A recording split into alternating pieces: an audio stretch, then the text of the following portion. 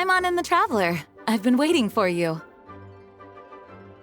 Whoa, looks like Jean wasn't the only one waiting for us. Klee and Kaya are here too. Oh, it's Paimon and Miss Honorary Knight. It's been so long. Ah, look who it is.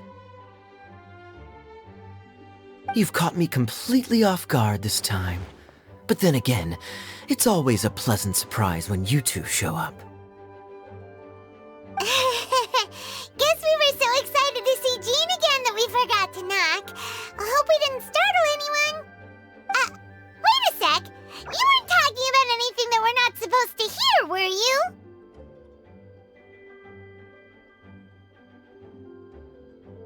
Hey, stop pretending like we're doing food deliveries. It's been a while since we last met, but I can see you two haven't changed one bit. Don't worry, we weren't discussing anything confidential. In fact, we were just talking about you. Maybe we should let the star of the story explain it in their own words. Yeah! Let me tell it! A few days ago, I was reading Todoko Tales in the solitary confinement room when all of a sudden, whoosh, a letter came flying in through the window. Flying through the window? How does a letter fly? Like a bird does. It was flapping its wings. It could even talk. It said, well, it was a bunch of stuff I didn't understand. You couldn't understand? Then it must have been talking about how to avoid solitary confinement.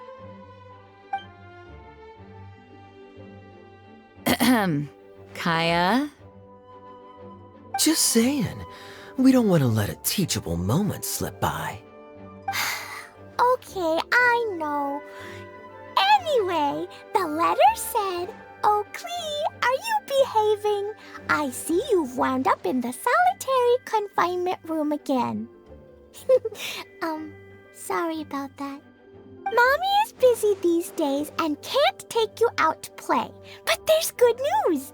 I have a friend who has very kindly invited you to visit her. Oh, so the letter's from Alice!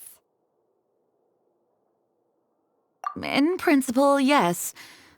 But the issue is that Alice's friend lives quite far from here. The letter says that Mom's friend lives in Sumeru.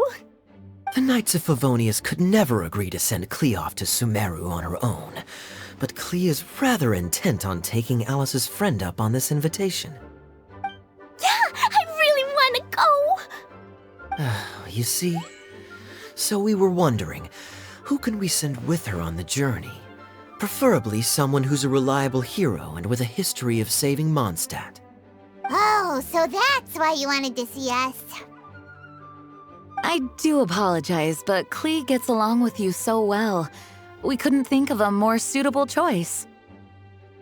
Sure, we can do that, no problem, right? Can you really, Miss Honorary Knight? Yay! With Miss Honorary Knight around, Klee's not afraid of anything! See? I told you that she'd agree. In that case, we'll leave Klee in the trusty hands of the Traveler. And you too, Kaya. You should join them. I noticed you quietly completed that backlog of paperwork we had. You deserve the chance to unwind a little. Oh, so you noticed. Well then, I suppose I have no reason to refuse. Great! Things will go even more smoothly with Kaya around. Still, Sumeru is pretty far. It's gonna be a long journey. Don't worry, Mom's letter had a magic invite inside. Mom says we just have to all shout out where we want to go at the same time, and poof, we'll be there in the blink of an eye. Wow! Well, that'll definitely make things easier. It only works 3 times though, so we should only use it when we really need to. 3's plenty. One for the way there, one for the way back, and one extra, just for good measure. Sounds very mysterious. I still think we should use it sparingly. After all, we don't know the exact location of where we'll be headed, or what dangers we may encounter on the way. Here's what I suggest. Traveler, you're well connected. I'm sure you must have friends who are familiar with Sumeru. I say we start by teleporting to one of them. It'll give us a chance to test out the magic invite, and also find ourselves a local guide. That kinda makes sense. And since it has 3 uses, there's no point letting one of them go to waste. Couldn't have put it better myself, Paimon. So, do you have a particular contact in mind? Well, we need someone who's familiar with Sumeru and can be our guide, so sounds like we need a forest ranger. And everyone knows that the best place to go looking for a forest ranger is a little place called... That's the one! Maybe we can get Tainari to help us. Alright, Gandharvaville it is. Okay, I'm happy wherever we go, especially with Kaya and Miss Honorary Knight. We should be on our way then. If you'll excuse us, Acting Grandmaster. Yes, let the wind lead. I wish you a safe journey. And Klee, I know. I'll be careful, I promise. Great! Okay, here goes nothing. Take us to... Gandharvaville! Gandharvaville. Grand Arbor Hill! Huh? No, it's not a hill!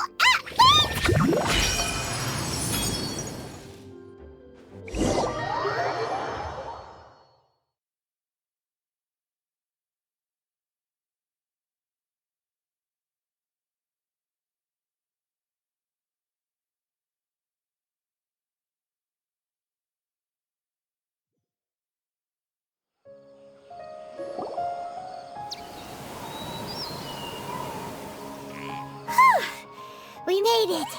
Paimon was sure we were about to end up someplace super weird. Sorry, it was an accident. It's okay, Klee. Good news is this magic invite really does work. Fascinating. One moment we're in Mondstadt, the next we're in Sumeru. So this is where Mom's friend lives? Wow, there are so many big flowers. Oh, and jumping mushrooms. Oh, you ain't seen nothing yet. Sumeru's full of strange stuff like this. Like,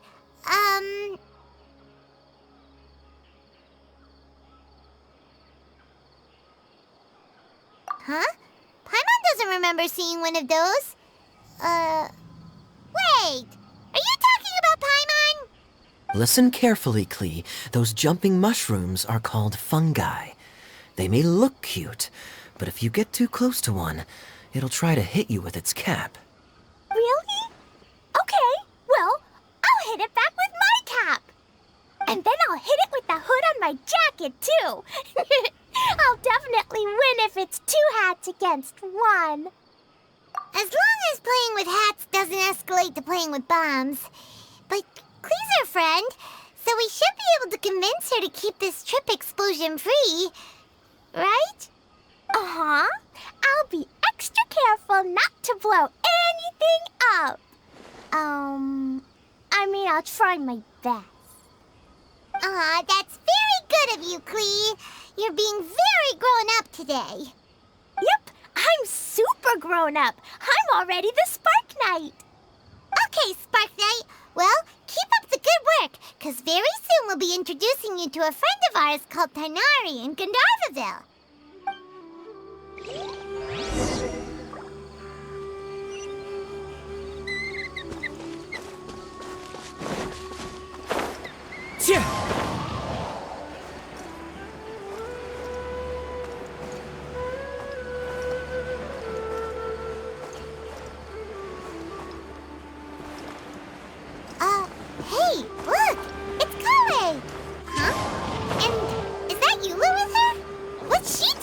Gandharvaville.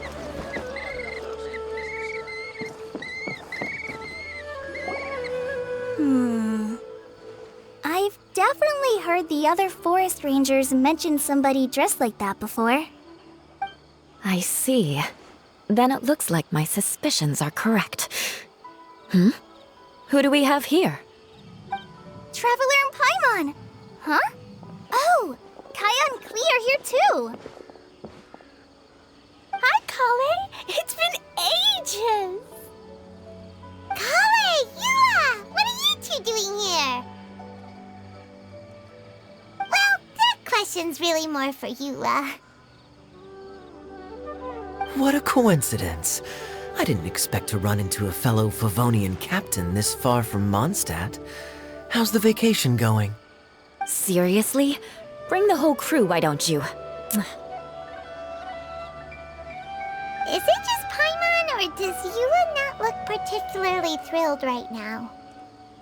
Oh, cool! Great idea! Let's go! If you're trying to accommodate me, there must be some misunderstanding. I'm fine. There's nothing embarrassing about running into colleagues in the wild.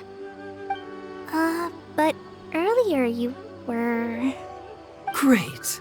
Well, I'm sure there's a fascinating reason behind why you're all the way out here in Sumeru. Do share it with us.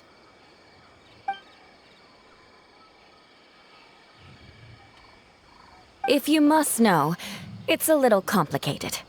But simply put, I'm searching for a cousin of mine from the Lawrence clan.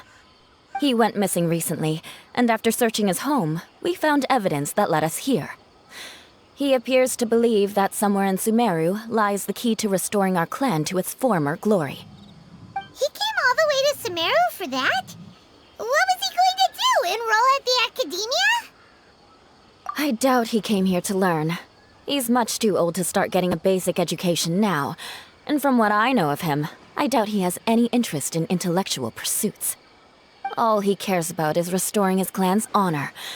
Nothing wrong with that idea in principle, but I'm not certain how fanatical he is about it. So, there's no knowing what lengths he might go to. As a knight and a member of the Lawrence clan, it's my duty to make sure he doesn't bring harm to others. Oh-ho. If this is true, then your cousin is quite a man of action. Traveling alone to Sumeru from Mondstadt is no mean feat. Nor is daring to make me personally concerned about his safety. He has no idea what's coming to him. You know, underneath it all, Paimon thinks Eula's a really caring person. Yeah, she's the best! She brought me some moon pie last time.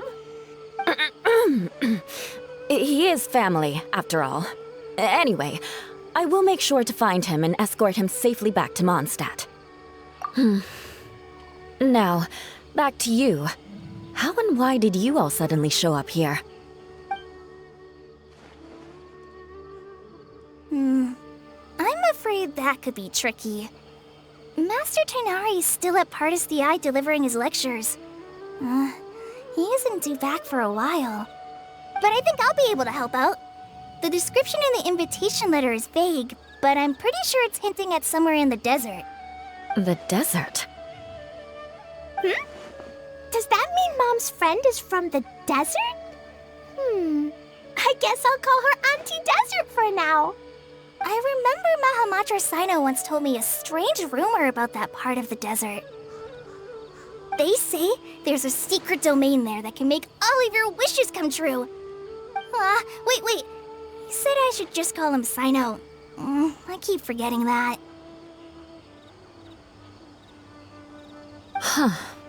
A domain that makes people's wishes come true. Wow. So is it true? Does it really exist? I probably would have believed it a few years ago. But now that I'm a little older and wiser, I think it makes sense to be more skeptical about things like this. This explains a lot. The domain could well be a myth, but he probably figured he had nothing to lose. If you intend to search for this place, then please allow me to join you. My cousin has quite a collection of books about Sumeru desert mythology on his shelves. I highly suspect that he, too, is looking for that domain. Can I come too? I think you might need me there. need a local guide while you're in Sumeru. And I think I have what it takes to be that person. Plus, it's a forest ranger's duty to bravely lend a helping hand to others in need. We have every confidence in your abilities, Kale. Our party grows bigger and stronger still. What say you to this, Captain Klee? I think it's super cool! I read in a storybook that on your own you can only have a drop of happiness, but in a group you have a whole ocean. So I'm sure Mom's friend will be super happy if I show up to visit and bring a whole bunch of friends with me. That's the spirit. In that case, let's get the magic invite to take us there.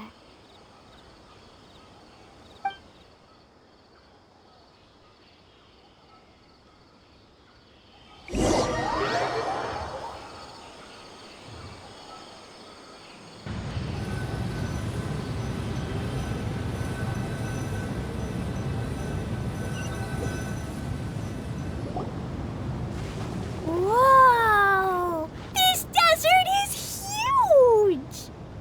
Wow, what an incredible sight. Yes. The scenery is quite magnificent.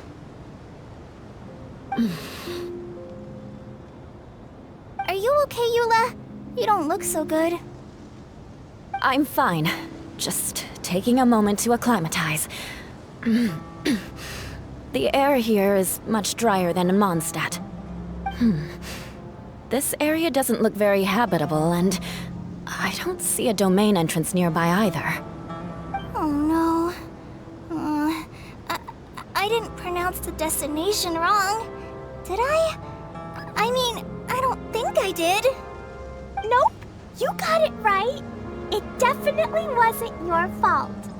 I said Gundarvaville wrong earlier, but we still ended up in the right place. Klee's right. We're in the right place.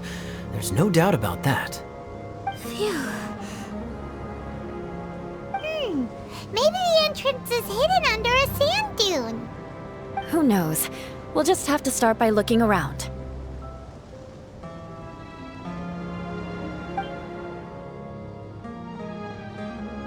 Oh, Paimon's so tired and so thirsty.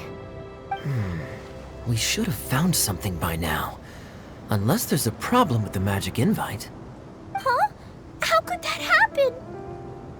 Uh-oh. Did I break it by accident? But I didn't do anything. Todoko will back me up. I'm innocent. It's definitely not your fault, Klee. See? Not even a wrinkle on it. Does Miss Honorary Knight have an idea?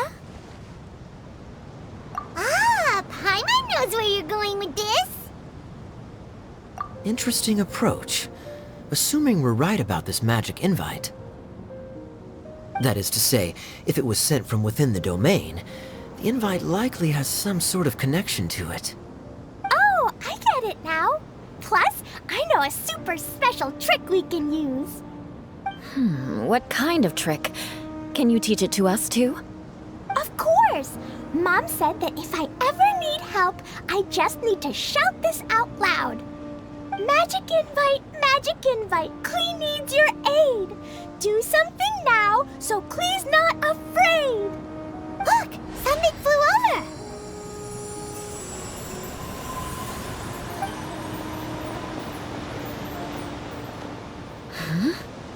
It looks like a bottle. Remarkably effective.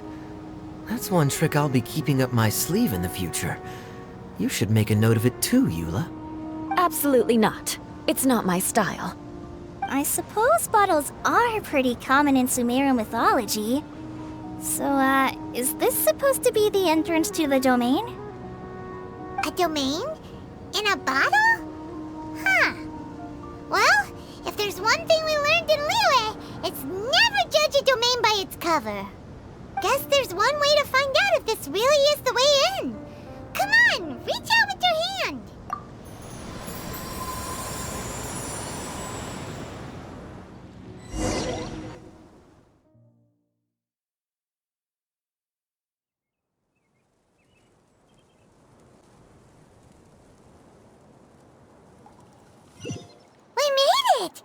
Ah, that answers that question. There's a path! I'm gonna take a look! Hey, don't run off and leave us all behind.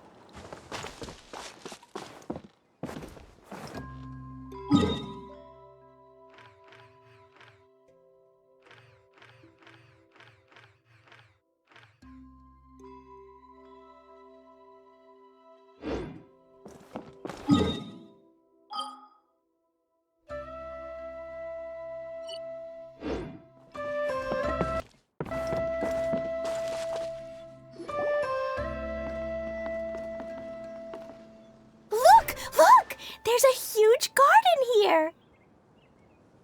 Incredible. It looked so small from the outside. Everyone, I suggest that we stop here for a moment. We should take stock of our surroundings before deciding on our next course of action. Since we're in a bottle, has anyone heard the story of the magic bottle? Oh, you mean the one about King Deshret and the genie in a bottle? I've read it before, but I struggled with some of the vocabulary.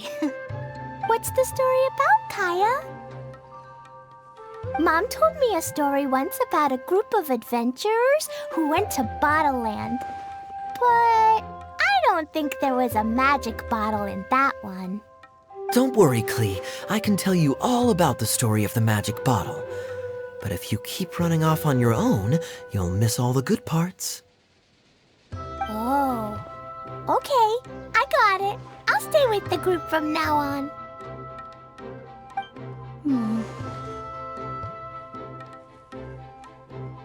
You sense it too, don't you, Kale?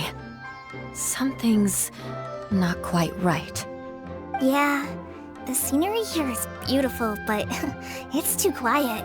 And there's no sign of Klee's Auntie Desert here anywhere. Maybe Auntie Desert lives way further down inside. This place is super big, just like Fischl's Immer Nachtreich. We still have a long way to go. Guess we won't know until we get there. Let's keep going. Hopefully we'll meet her soon.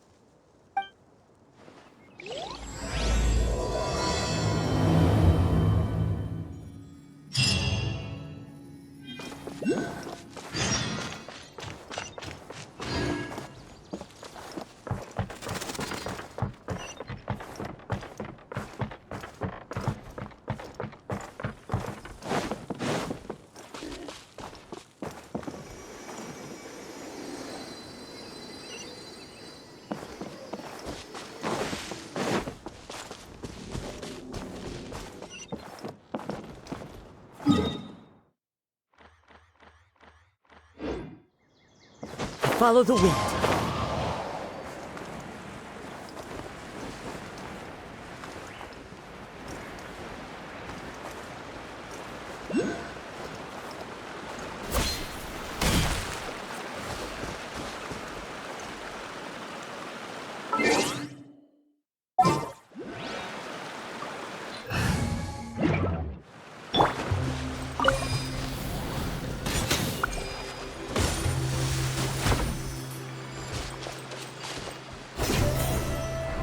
Up and away.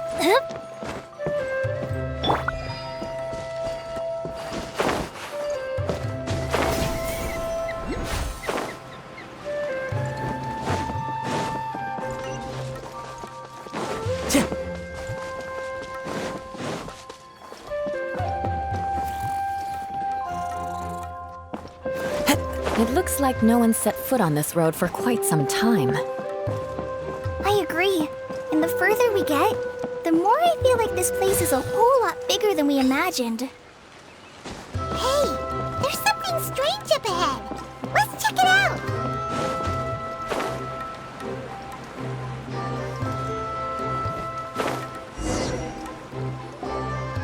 Wow, it's a big ball of water.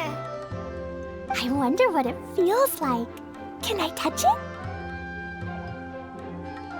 It's so big that we could probably pass straight through it.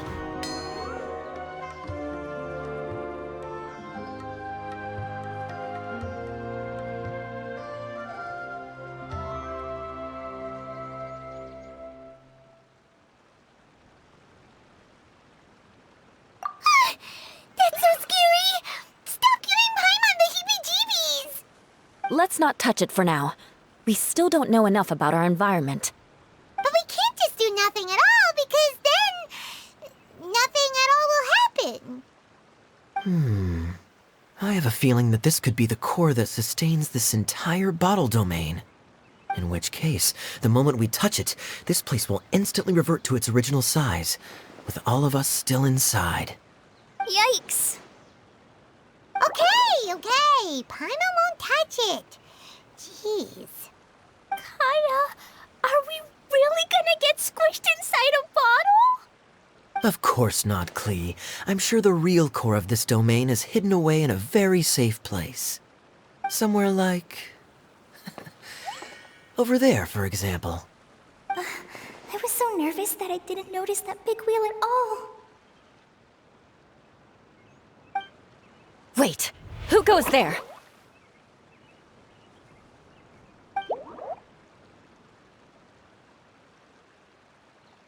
It's the water ball monster!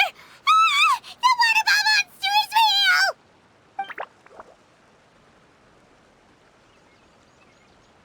It doesn't seem hostile. In fact, don't you think it looks happy to see us? Really? You sure it's not gonna gobble up Paimon whole?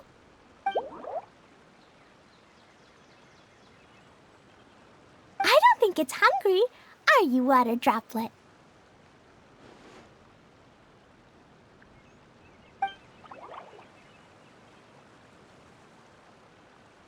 Oh dear. I don't know about anyone else, but I'm not understanding a word of this.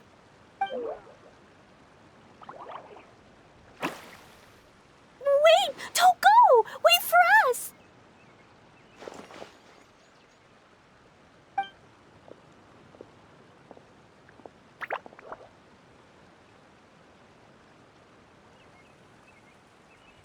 Why'd it stop? Maybe it can understand us after all. Oh, I get it now. It's leading the way for us, just like the cats in Mondstadt. Like the cats? How so?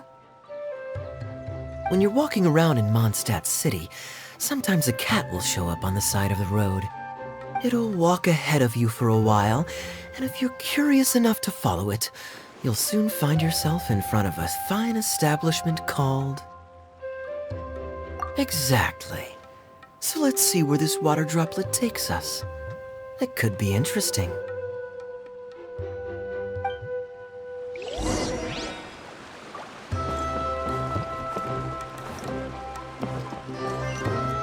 Time to go.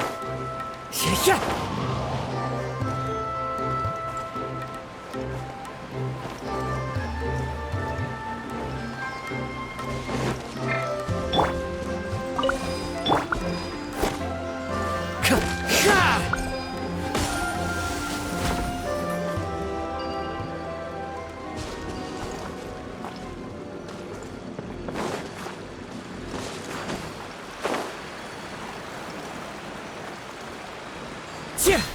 It went this way, right? Oh, hope we haven't lost it. Did the water droplet go into that cave?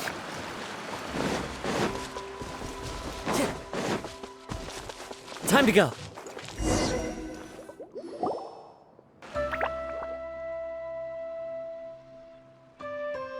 Huh? Another strange contraption. And there's a weird-looking wall over there. This kind of looks like that ball of water we saw earlier. Did the water droplet bring us here because it wants our help with something?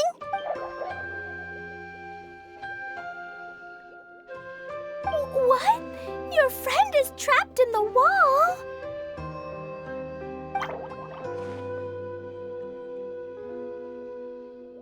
Don't be sad, Water Droplet. We're here now. We'll save your friend. You bet. But how are we gonna save them? Do we have to break down this wall somehow?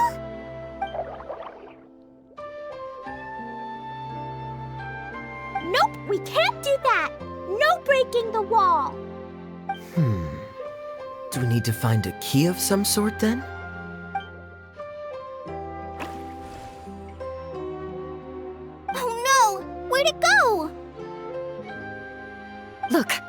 device has lit up. And it's projecting images onto the wall. A two-dimensional space with objects of the same composition as the device nested inside. Yep, what Kaya said, and that's where its friend is. But how exactly do we enter the image on the wall? Maybe we just copy what the water droplet did? But what does that mean? Hold on, I think Klee's onto something.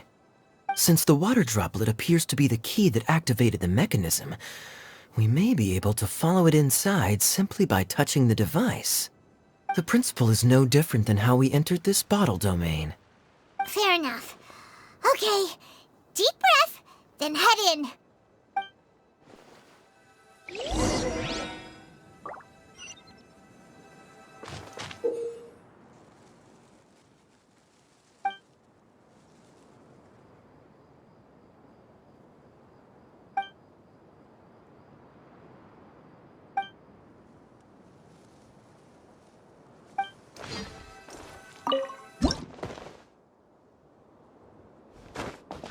Whoa! Huh? There's a box blocking your way. Wait, is it a reflection of this box in front of the wall? Come back out for a second.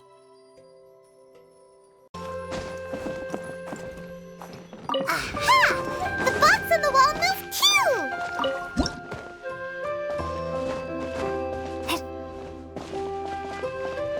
Wow, another water droplet just came out from the wall!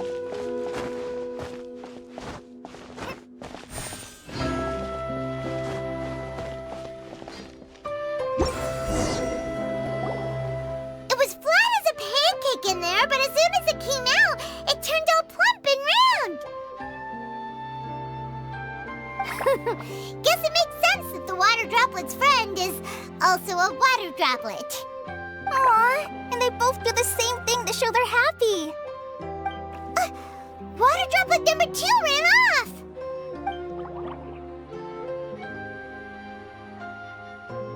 It's saying thank you, Miss Honorary Knight. That was a huge help. Traveler, how do you feel after entering that two-dimensional space? Any physical side effects?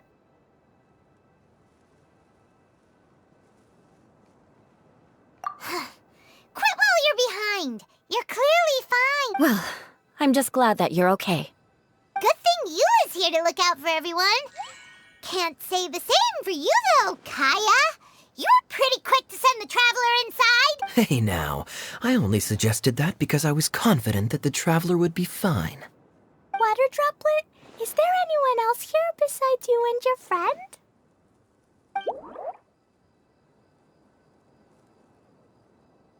Yep, you know, anyone who looks like me or my friends.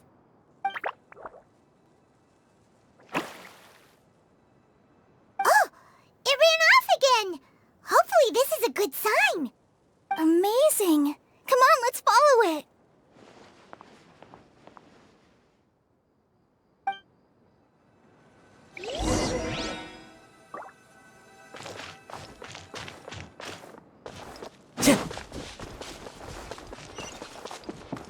Time to go.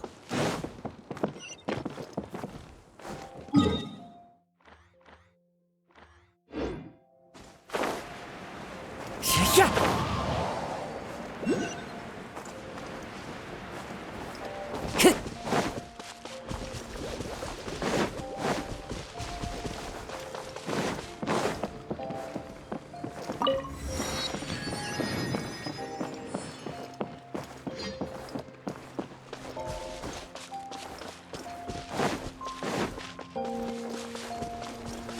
It looks like there might be a town up ahead.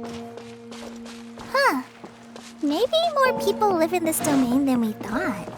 And maybe that's where Auntie Desert lives.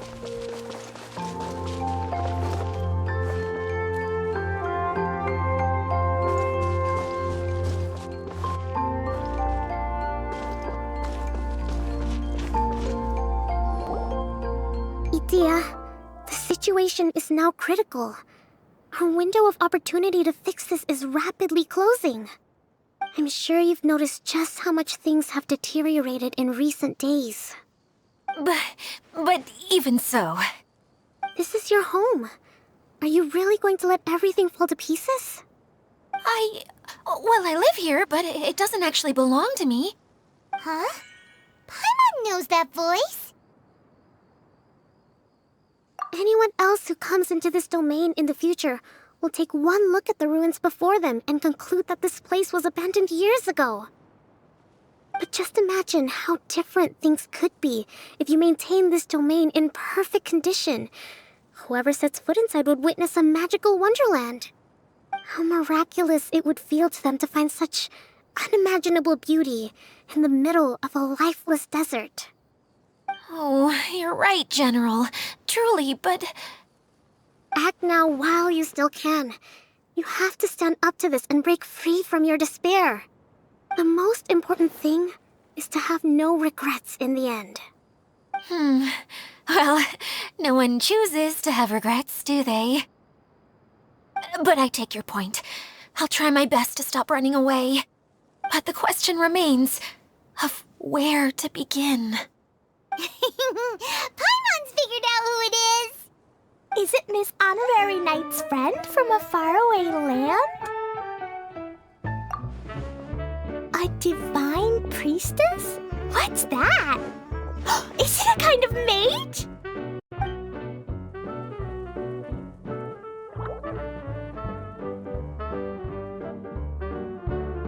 What are you doing here? Huh?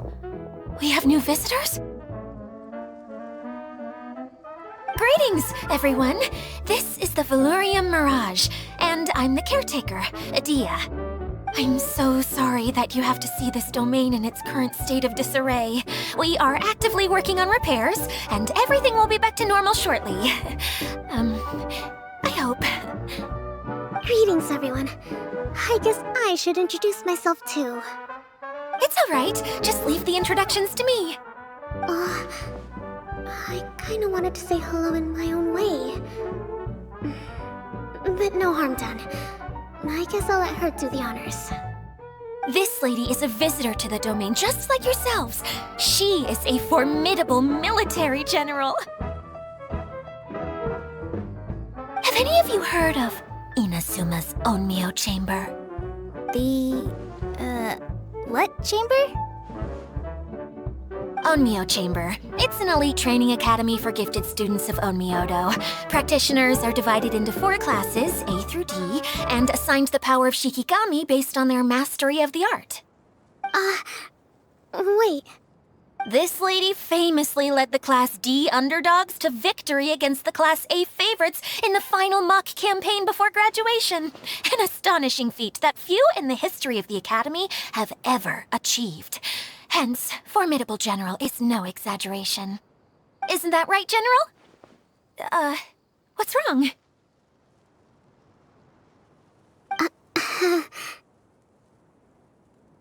Huh? Wait, so the favorites were beaten by the classy underdogs? Paimon's not completely following. That doesn't sound like the divine priestess Miss Honorary Knight was talking about. Uh-oh. Did she just get caught lying in front of someone she was trying to impress? Or maybe she uses a different identity in her private life, and this is the first time her friends are learning about it.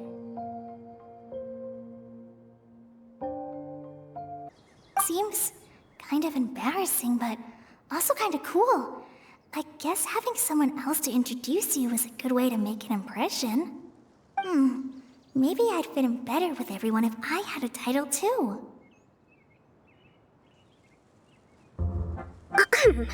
Some people call me a general, but it's just their way of showing respect. My actual name is Sangonomiya Kokomi.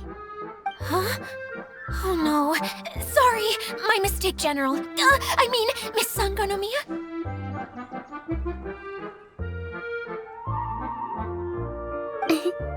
Call me whatever you like, Idia.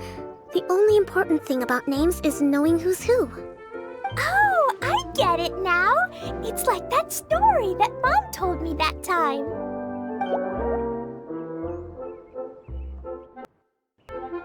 Klee can explain. So basically, in the story, a big group of people go on an adventure to Bottleland. One of them's called the King, and some of them are called Knights. So, Miss Sangonomiya must be the super smart one who solves all the problems in the story. What's that one called again? Perhaps a sage? Indeed. Wisdom is an important attribute found in military generals. Okay, well, I'll just call you that. Miss General it is. Fine by me. Sounds really cute, coming from you. At least, cuter than my pen name, that's for sure. Well then, how should I address the rest of you?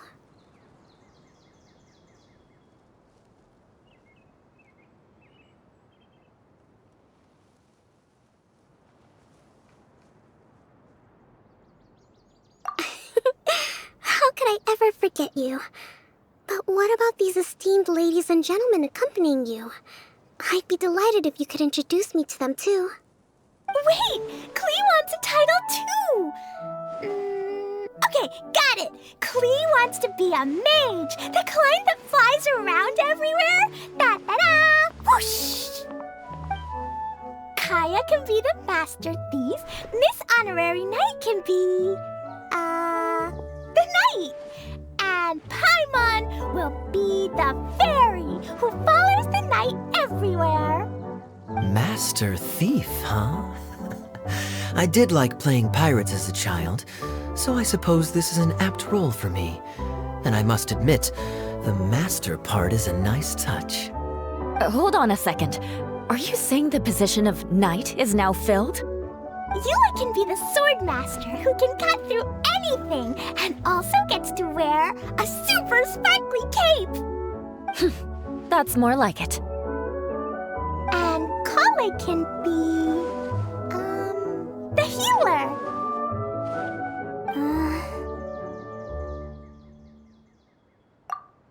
No, I don't mind. Healer is a great role. I just don't know if I'm qualified to be one.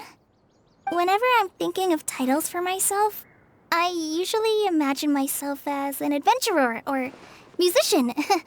I never thought I could be a healer. I mean, it feels like it should be Master Tainari's role, if anyone's. Don't worry, Kale. You'll be the bestest healer ever. You don't talk much, but you're very kind, just like the healers in Mom's stories. You'll do fine. I heard you're good with bandages. You can patch up a wound, can't you? I can pitch a tent. Maybe you heard wrong? But I'll do my best. It's my first day filling in for Master Tainari, but hopefully it's the first of many. This is a great idea.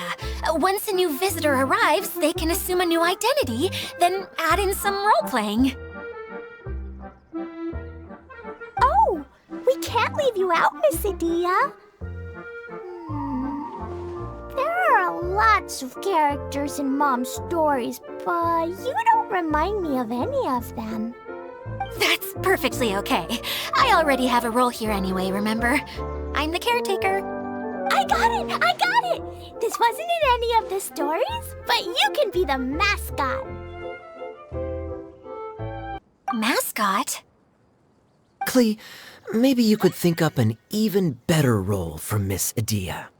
A mascot, you say? Isn't that a character that doesn't have to actually do anything and sits around letting everyone else do all the important work? Incredible. You've seen right through me. Sounds like the idea of being lazy is pretty exciting to her. The mascot serves to maintain troop morale, Adia. Don't underestimate your role. Ah, all right. I'll be the mascot then.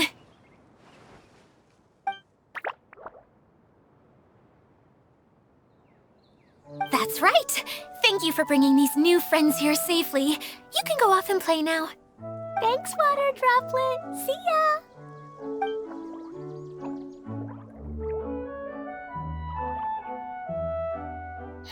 Water Droplet? Is that your pet name for it? I suppose it's as accurate a nickname as any. We keep getting sidetracked, but I believe you were saying something about being in a difficult predicament. Is something wrong with the Valyria Mirage? Oh, yes, about that. I'm afraid the entire domain has recently sustained some significant damage. It was as if the whole world was suddenly flipped upside down. A few components went missing from the core, which sustains the domain, and the impact cascaded out from there. Needless to say, many things in the Valyria Mirage have now stopped working. Just days after I agreed to let my friend's daughter come and visit too. When she gets here and sees the state this place is in... Oh, so you're Mom's friend? Hi, Auntie Desert. I'm Klee. Here, I brought the magic invite, see? Huh? Wait, so you're... Look how dilated her pupils are. She must be very surprised. Yeah, and not in a good way. Mom's the one who sent me here. She's the strongest mage ever. She said that her friend lives in the desert. You live in the desert, so that must be you. Right, Auntie Desert? Ah, I see. So being a mage runs in the family. You're Alice's daughter! Oh, I just want the ground to swallow me up right now! Wait, that's it! I'll hide myself away in the core of the domain! Hide there until this all blows over! See you all in 100 years! Idia's really going through it. She's like a shriveled little forest fungus, hanging its head in shame. Kale? That's a harsh analogy. Where'd all that come from? Don't worry, Auntie Desert. Klee's here to help you. And all my friends will help too. Just take a deep breath, and then another deep breath, and all your worries will fly away. Yeah, don't you worry. Lady Fix-A-Lot over here has a good track record with this kind of thing. Well, I'm useless, but it looks like that won't matter with all you capable people around. Fantastic! Don't put yourself down, Idia. You're great too. Thanks for your encouragement. Anyway, for the time being, please talk amongst yourselves. That'll give me some time to think things through and maybe make a start on, delegating.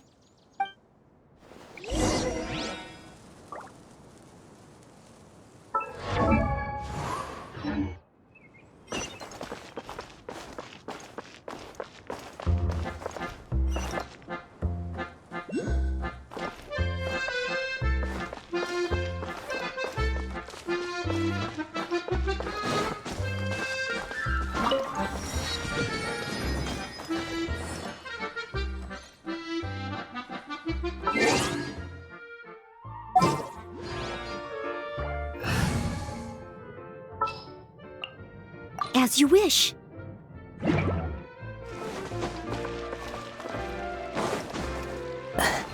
Time to go.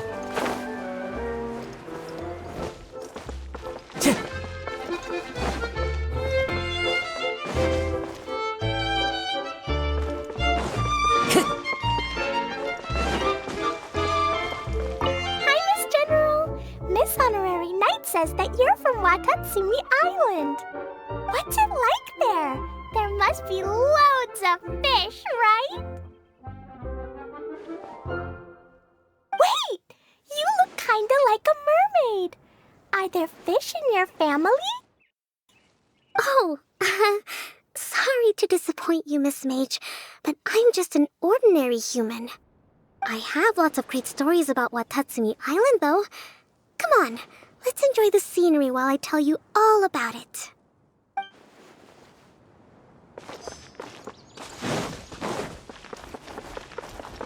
Feeling nervous, Kale? Well, it's your first time as a guide, after all. Oh no, not at all. I'm just, still settling into the role. So I was thinking about how to talk more like Master Tainari. Well, The easiest way to imitate someone is to start with their most common turns of phrase. Oh, okay. In that case, put that mushroom down. Now, it's highly poisonous. There you go. With just a few simple words, you've captured your master's personality perfectly. Anyway, what about your role? Don't you mind being the master thief? It doesn't sound like you're one of the good guys. Maybe not. Until you factor in that I only steal from the enemy. I think that's enough to make me one of the good guys. Don't you? Oh! Fair point, fair point. Time to go. Who else has visited the Veloria Mirage recently? There was someone from the academia who came not long ago. A Kasharawar scholar. Blonde hair. Architect, I think. He was a huge help and redesigned many of the buildings here. Although he was always grumbling to himself, he was extremely diligent in his work. What a kind person. I could tell that was a sensitive soul. A lot like me. Sorry. Please pretend you didn't hear that. I'm, of course, a very strong and resilient person. After him, an aristocrat from Mondstadt showed up, then Miss Sangonomiya. Unfortunately, everything here suddenly started changing before I had the chance to be a good host and show them around. Do you know where the Mondstadt aristocrat is now? If I remember correctly, he headed north after the incident. It's a pity we're having all these issues. If we could get everything working normally again, I could probably locate him in an instant. Still, not to worry. There's nothing dangerous here. Hey,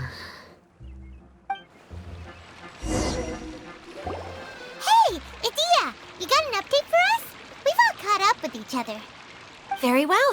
Then please allow me, Idia, your mascot, to explain exactly what's happened here.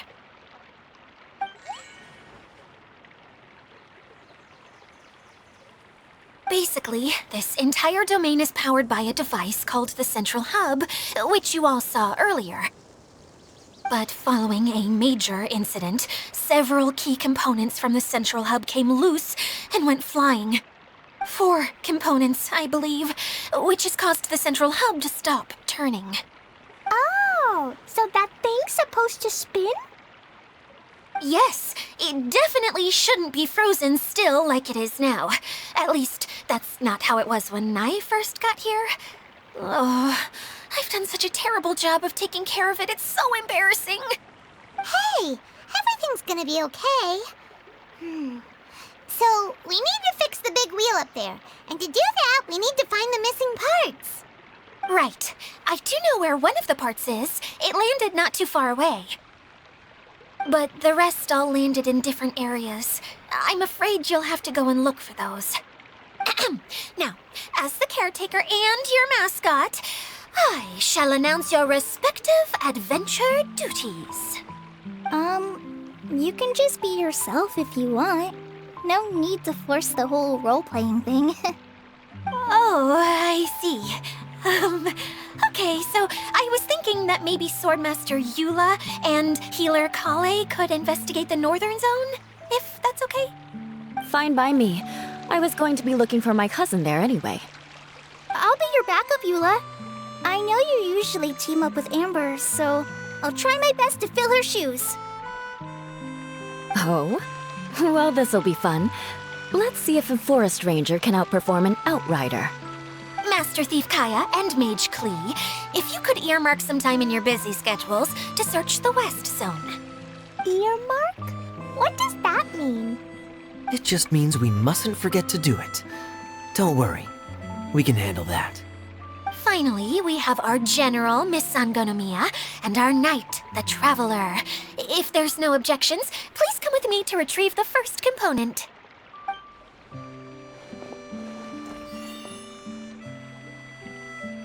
Wow, spoken like a true knight. Then, for my part, my strategic mind is at your service. All right, well, if anyone finds anything, come back here and we'll regroup. Please take care while you're out on the road and look after each other, especially our little mage here. You got it! I'll take extra special care of Kaya. I'll be on my best behavior. Okay, we'll leave it there for now. You two, please follow me. I remember seeing it just behind the central hub. So, how come you didn't bring it back when you first saw it? I'd have been more than happy to, if this one component was enough to fix the whole domain. But with 3 other components to find, I suddenly felt overwhelmed by how much work needed doing. Paimon kinda gets that. Taking the first step is always the hardest part.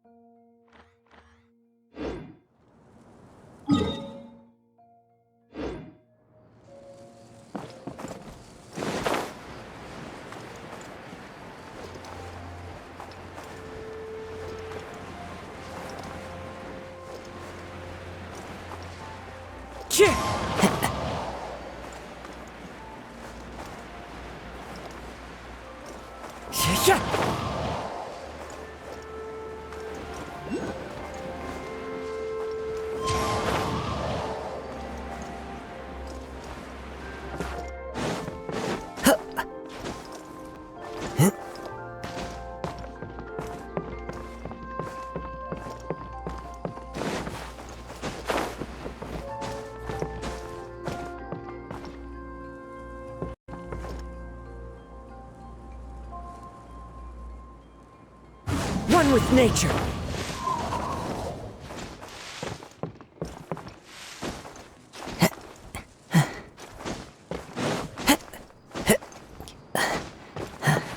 Follow the wind.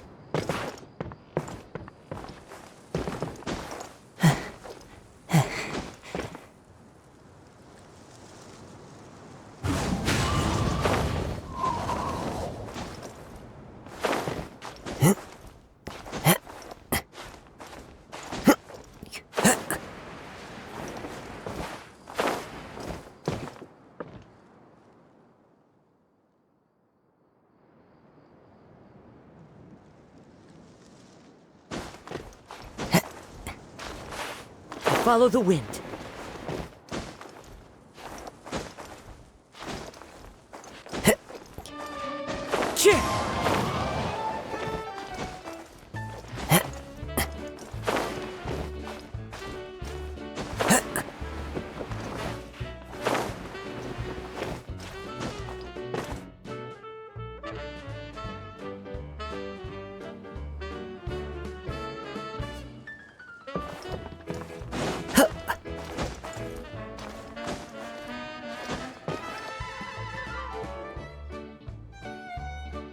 The wind knows me.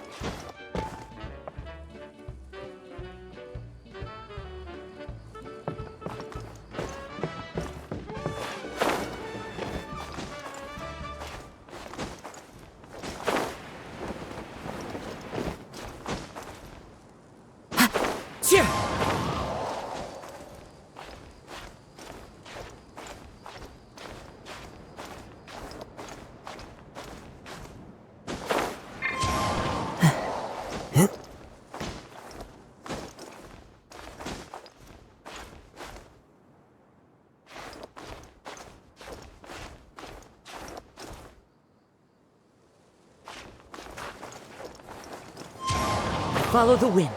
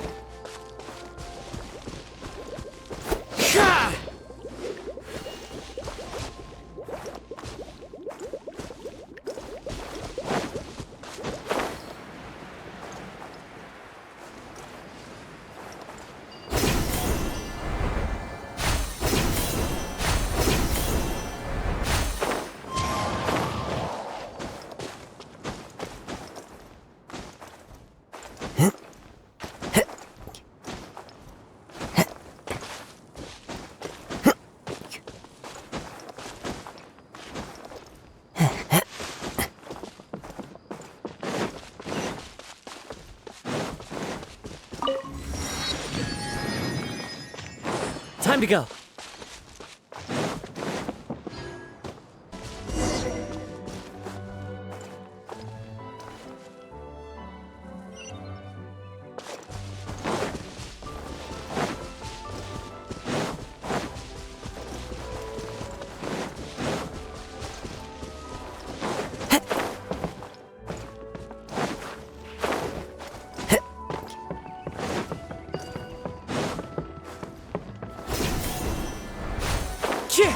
Follow the wind. Hey, so Paimon's been meaning to ask, what brought you here, Kokomi? Oh, well, things have quieted down in Watatsumi Island for now. So I thought I'd take the chance to get out and see more of the world. You've traveled a pretty long way. Why Sumeru? I figured that I needed to venture further than usual to really broaden my horizons. Well, that's one reason anyway. I can explain in more detail another time.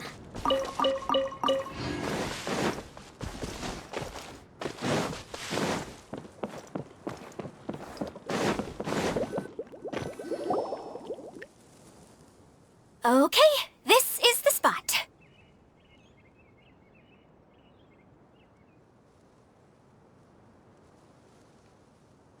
Now, I'm sure you're both wondering, but where's the component?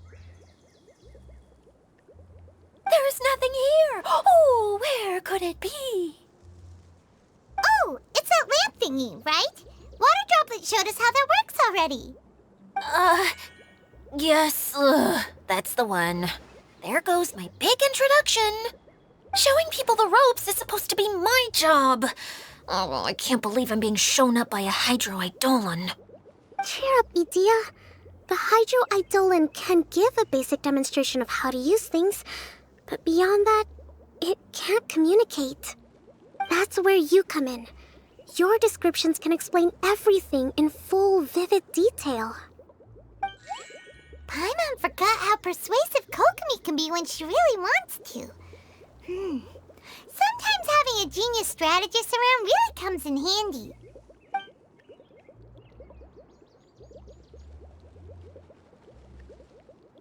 Oh, well, if you put it that way.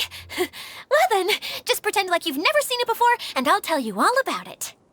This is called the streaming projector. Everything here in the Valurium Mirage was made using this device. All you need to do is place an item in the projector, and you can construct a corresponding item based on the shape of the original and your imagination. At least, I think that's what it used to do. With the domain in its current state, only its most basic functions are still operable. Okay, not quite that basic. At the moment, it's only able to show two-dimensional objects. I call them preprints. Think of it like a sort of draft or blueprint or something. So you're saying the component fell into the preprints? Yes, exactly. I'll leave you to go in and physically retrieve it. Well, I'll be out here rooting for you by doing a motivational dance. Really? No, sorry. I feel like I have two left feet when I try to dance. I guess I'll just find a place nearby to sit and wait patiently for you. Hey, come on! Cheer up! We'll handle everything from here!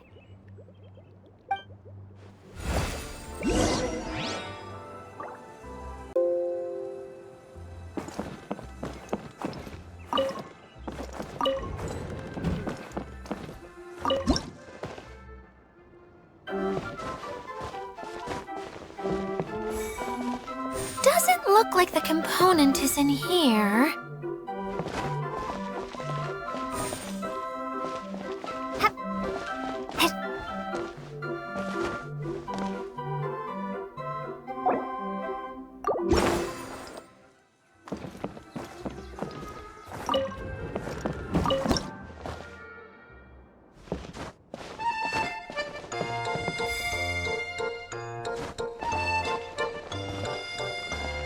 Yes, that's the one! Now you just need to bring it back out. What is this thing anyway? Some kind of gear? And why is it so small? It doesn't look like it belongs in that huge wheel. It's hard to explain, but I assure you that it's definitely one of the components. So that leaves 3 more components missing. Every journey begins with a first step. I think we're off to a good start, and things should keep going smoothly from here. You really think so? I suppose you're right. She did manage to defeat Class A at the Onmyo Chamber, after all. You don't need to keep bringing that up. Anyway, thank you for all your help. I'll take this and start trying to repair the central hub. You two may as well head back to town. Oh, why am I so clumsy? Once again, I was no help at all. The least I can do is try and handle the actual repairs.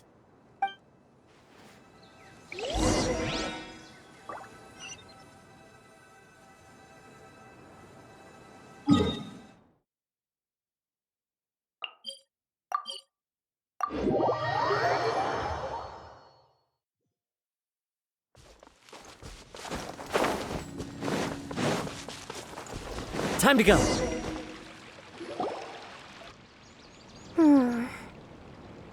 What's wrong, Kokomi? I'm just a little confused. You mentioned that the water droplet showed you how to use the projector? Can you tell me a little bit more about that? I'm so curious to know what happened. Oh, sure! I see. Hey, look! The wheel is spinning now! Oh, and now it's stopped again! Well, that didn't last long. It also wasn't spinning at the right speed. Before the incident, it spun much faster than that. Oh, so you saw it back when it was still working? Yes, I arrived here a little earlier than the rest of you. But the incident took place not long after I entered. Like Idia said, it felt like the world was flipped upside down. Well, I don't know how else to describe it. And I certainly don't want to experience it again. No, it's no use. Seems it won't run until all the missing components are returned. For a moment there, when it started turning, I got excited. I thought that maybe the hub can work just fine without the other three. Wishful thinking is only going to lead to disappointment, Idia. Let's stick to the plan. We'll get there. Hey! Miss Honorary Knight and Miss General are here. Oh, and our mascot. You beat us! I was sure we were gonna be the first ones back. Hey, how'd it go?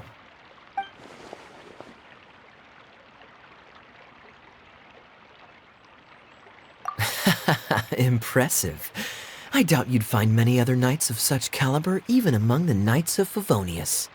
How about our master thief and mage? Did you find anything? You bet! We made a huge discovery. The place we were trying to get to was blocked off. We couldn't see anything past it, and there was no way around. But then, just now, a huge canyon appeared out of nowhere, so we hurried back here. It appeared just now? Come and see, Miss Honorary Knight. Let's go on a canyon adventure. I'll sit this one out. I'm beat after trying to make those repairs. I need to take a break. Miss General, you should come too. You can hide behind me and give me smart advice while I protect you. Wonderful. It would be an honor to serve as advisor for our young mage. Let's go!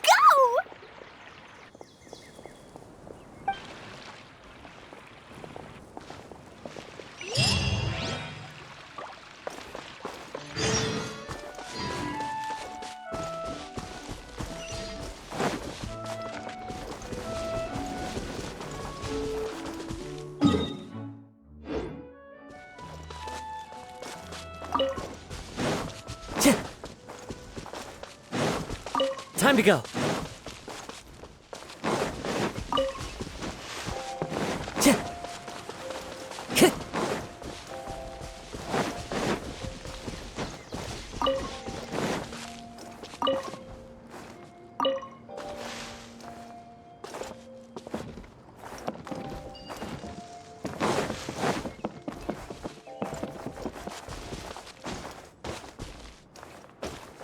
One with nature.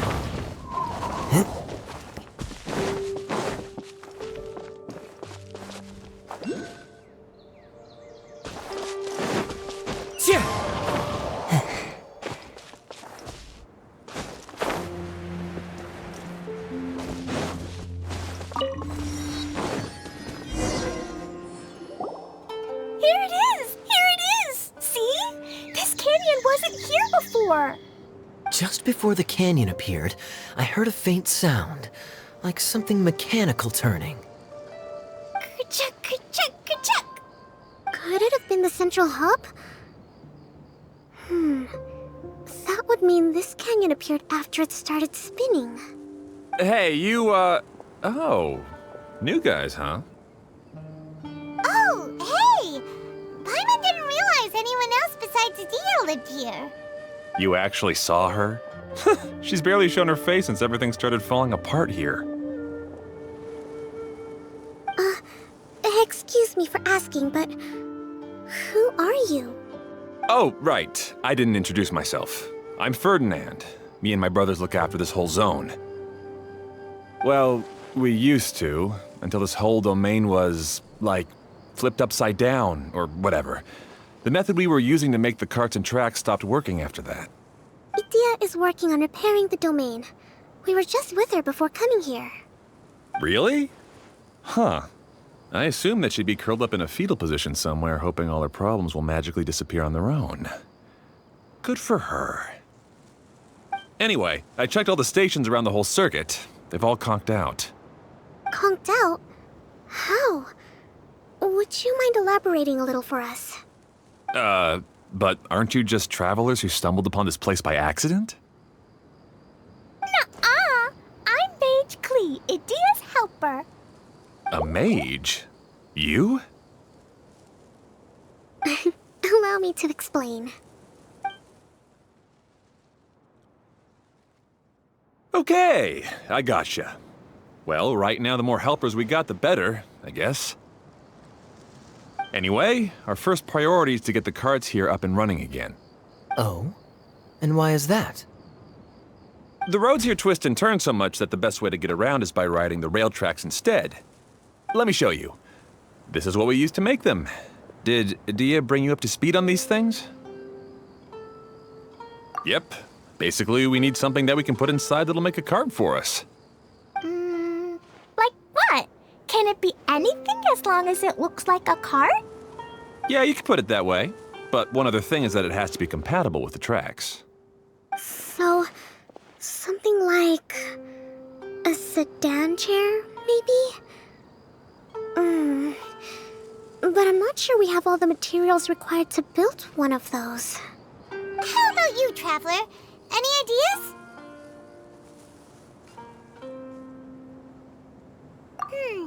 That would solve the issue of materials. Wood's no good.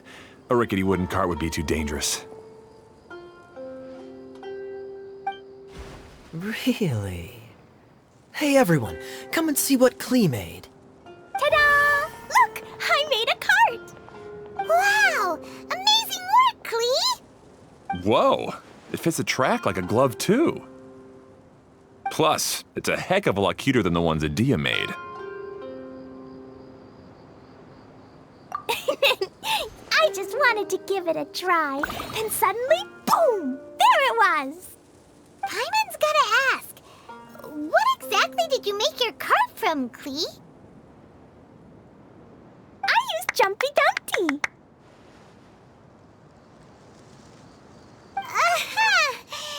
Thought so. Is there a problem or something? If not, then let's get ready to leave. It's just... this cart is made from,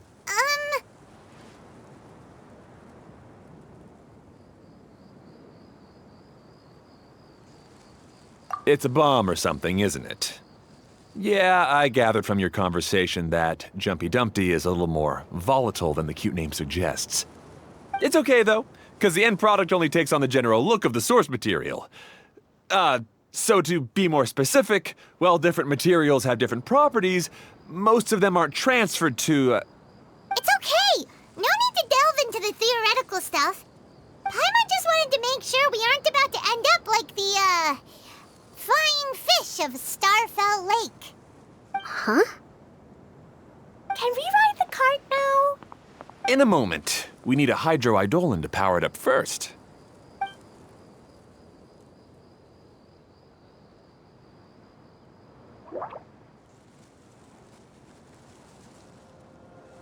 Okay, she's ready to roll. Hop in.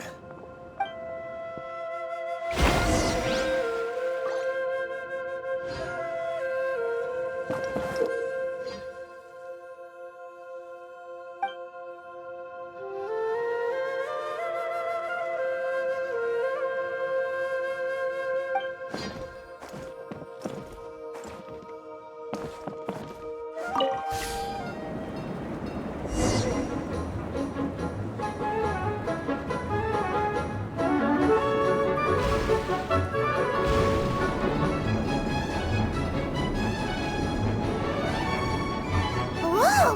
This cart is fast! Chugga chugga chugga chugga woo woo! Yeah!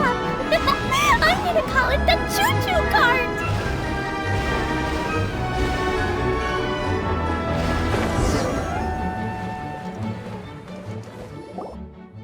The track is damaged up ahead.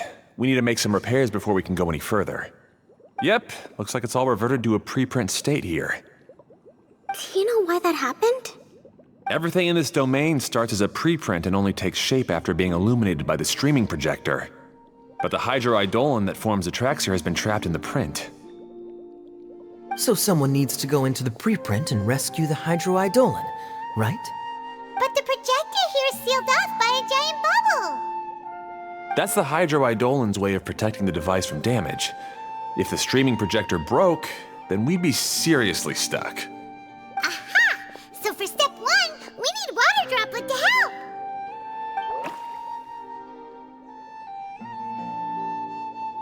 Aw, it seems to really like that name.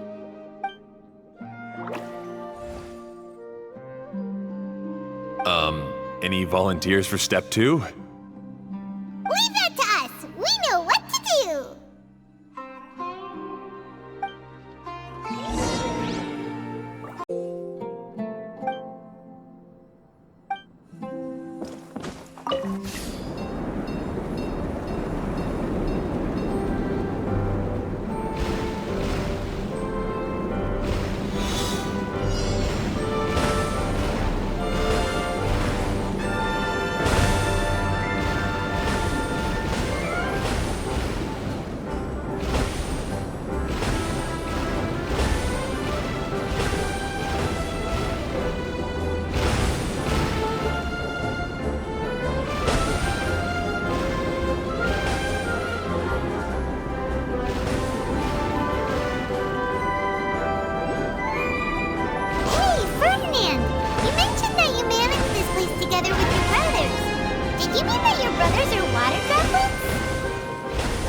No, the hydroidolins are like helpers here. As for my brothers, well... those two. You'll meet them soon enough.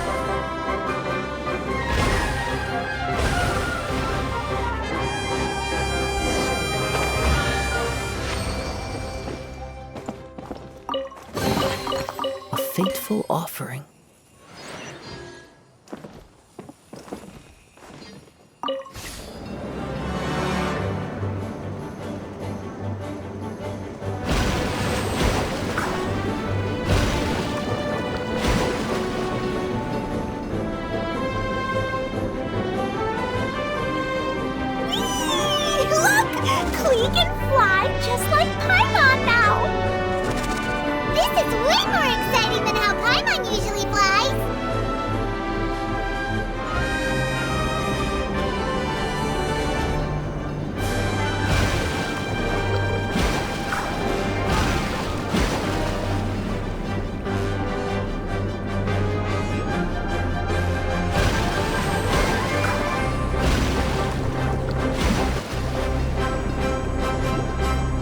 We've just about finished repairing the station and the connecting tracks. Let's go check the track switcher now. It's over there. Follow the wind.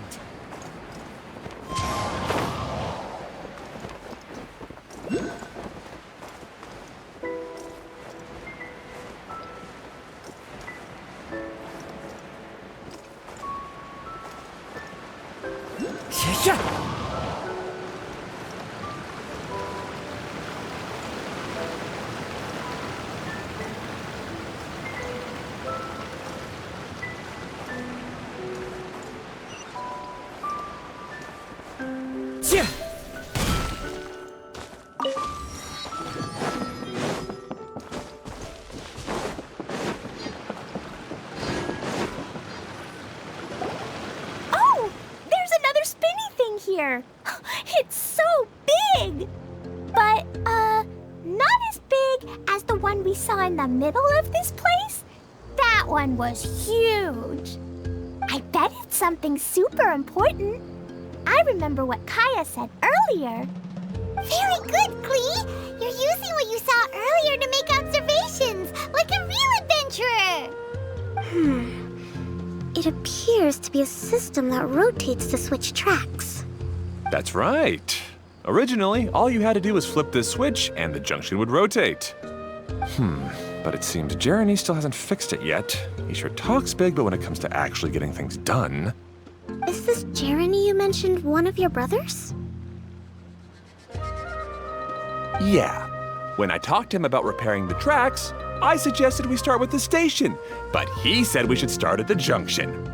Really, it made no difference which one we started with, but he just had to turn it into a huge argument. He always treats me like I'm a fool and disagrees with anything I say. Let's see what he has to say now that I've already fixed the tracks. If you ask me, you're clearly a sharp person, Ferdinand. Yes, finally someone who can recognize that, rather than just shrugging off my ideas. Come on, let's make our way to the junction and see what he's up to. I bet he's still fretting over what to do.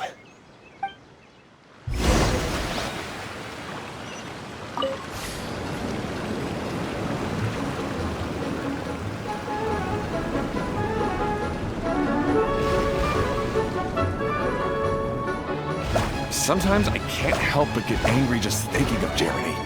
You should have seen him back in the sandstorm. I suggested we go east, and he argued that we should go west. You were in a sandstorm? What happened after that? We separated and each went our own way. Lucky for us, we stumbled across this domain. Otherwise, I'm sure we would have been buried in the sand.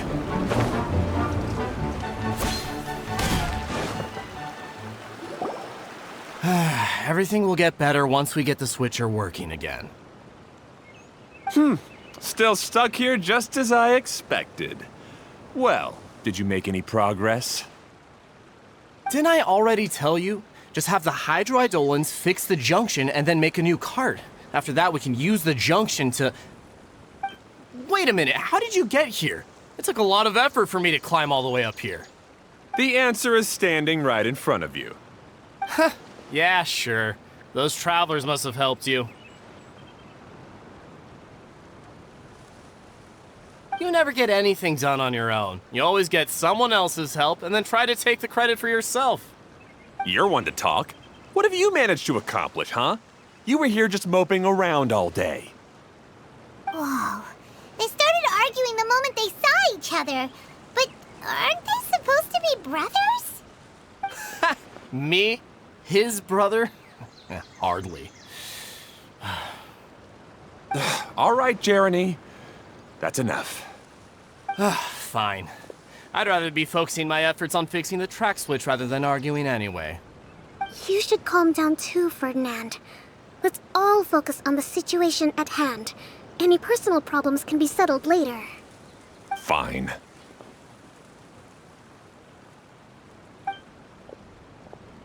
I'm sorry you had to see that. My name's Jeremy. I'm one of the people responsible for taking care of this area. I assume you're the ones who helped repair the tracks. Thank you very much. It means a lot. No need to thank us. We're just trying to help Edea restore the domain. I see. Now that you and Ferdinand brought the cart up here, we'll need the hydroidolins to fix the area below. Them again, huh? Seems the hydroidolins are really important around this place. Yes, of course. Not only do they keep the junction turning, they operate practically everything else in the domain too.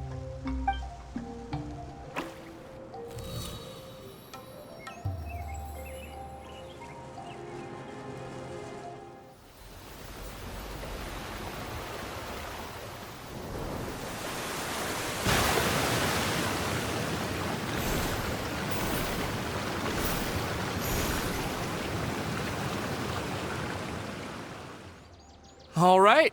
Seems most of the tracks and junctions have been repaired now. Yep. So maybe it's time you give credit where credit is due, What? You think you deserve the credit?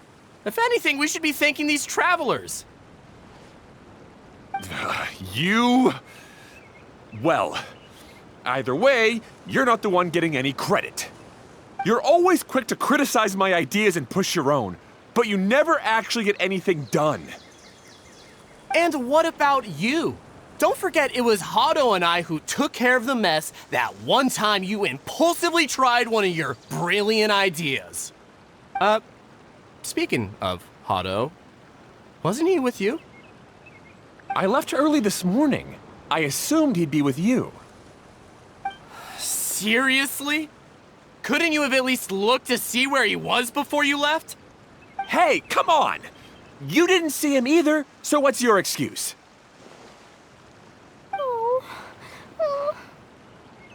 Klee? I don't get it. Nobody did anything bad. Why are they arguing? I just don't like his smug attitude, that's all. Who are you calling smug? If anything, you're the one who's making such a big fuss right now. All right, I think we've heard enough from you two. If you insist on bickering, then I'd suggest you go somewhere else. Otherwise, I'll just cool you two off myself. Fine.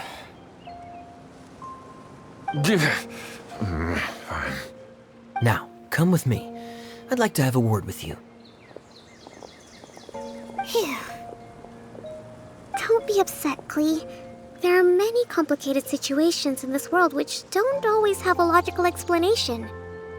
As a passing traveler here, it's not my place to comment on their disputes. But in my experience, family issues can be the toughest to resolve. Seems you don't like dealing with this kind of thing either, Kokomi. But it's still not right. I don't know how to explain my feelings. I'm sorry. We've calmed down. You shouldn't argue in front of a child like that. We're sorry, Klee. It's okay. Back to the topic at hand. Weren't you about to go look for your brother Hado? Ah, right. Our best guess is he's somewhere around the torrential twister. We would have to use the junction to send the cart to another area. Sorry to trouble you again, but would you help us find him? Oh, all right. Hey,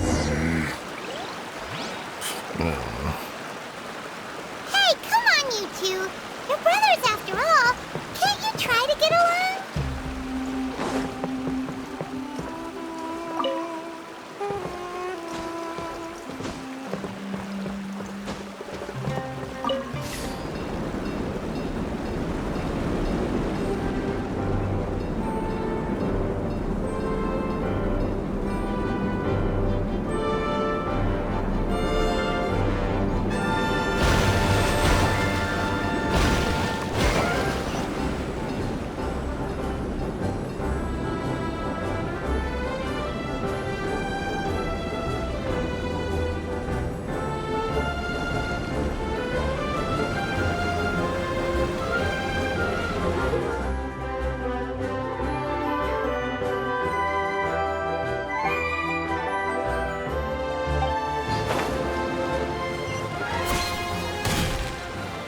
Okay, this is the end of this track segment. Otto should be nearby.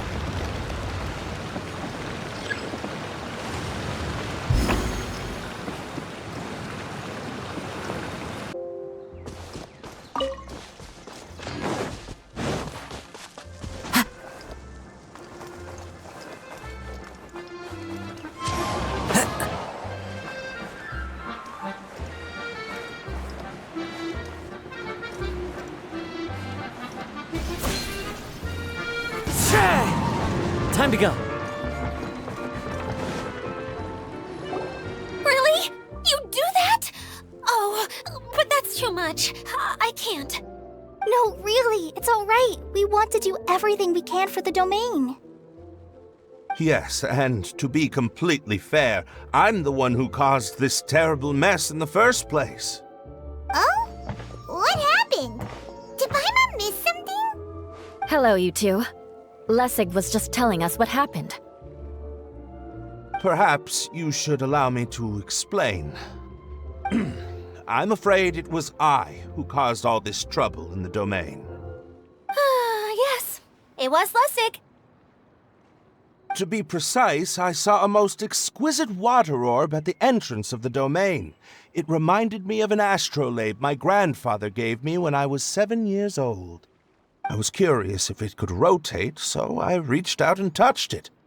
Little did I know that it was the core of this entire domain. What I mean to say is, I knew something was wrong as soon as the whole place started flipping. It's not just your fault. I failed in my responsibilities as the caretaker here. Oh, I knew I should have put the core somewhere more secure. Oh, you mean the big ball of water at the entrance? Yes, that's the one. Anyway, after giving it some thought, Lessig has offered to perform some more repairs and maintenance to help support the domain. But we were concerned he wouldn't be able to handle it all alone, so Eula and I will also stay here to lend him a hand. But don't be mistaken. I'm not doing this out of the kindness of my heart like Kale. My job is purely to monitor and ensure that Lessig doesn't cause any more trouble here. Oh, sure. I don't think anyone's buying that anymore, Eula. Though I do remember that Amber mentioned we should just nod and agree when you act like this.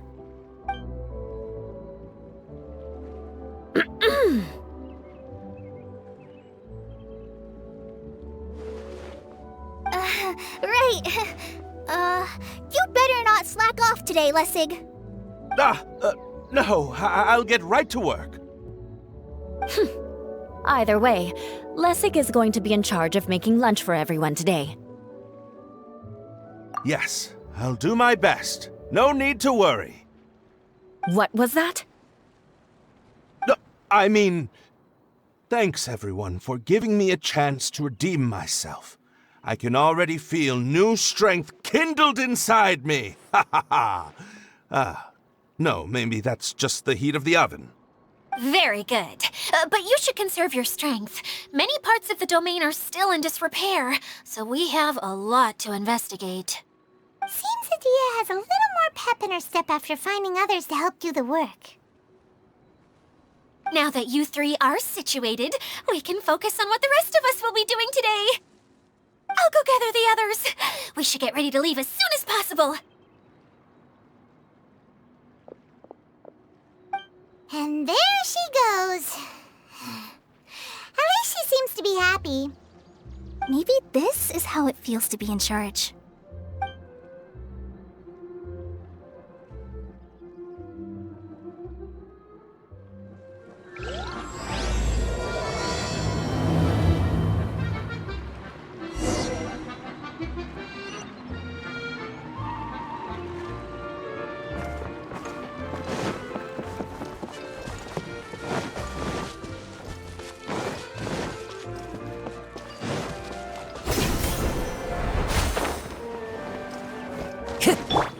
Let's get it on! Ha! Wind strike! As one with wind and cloud!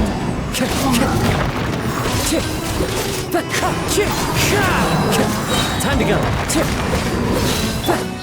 Teamwork is dreamwork! Let's wind strike!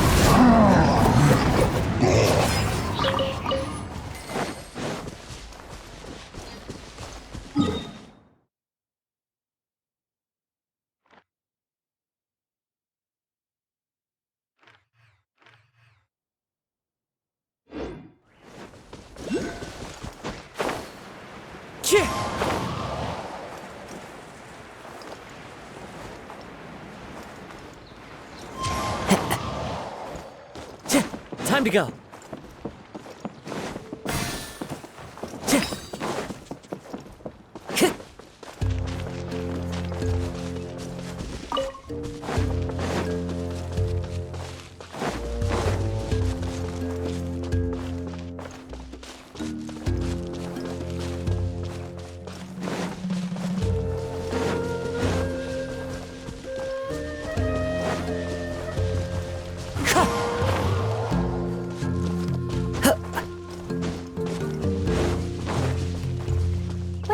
Now. We're going to retrieve the last missing component. My working theory is that the director listed on the sign has it. No details slips by our general. What's a director? A director is a kind of job. The one we're looking for is named Zosimos.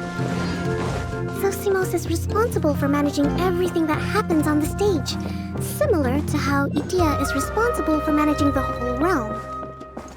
Wow! Sounds like Miss Adia must be way busier. You think so, wouldn't you? Care to comment on that at all, Idea? Maybe someone else can explain. I'm just enjoying taking it easy, as usual.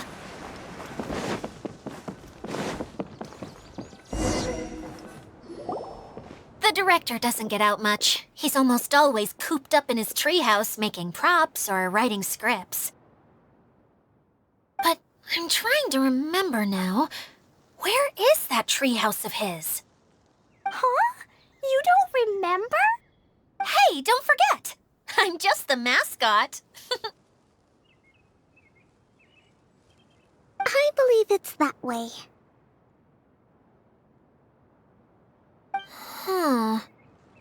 Though he might prefer to be alone, given he often has to move stage props, I suspect that he lives near the theater.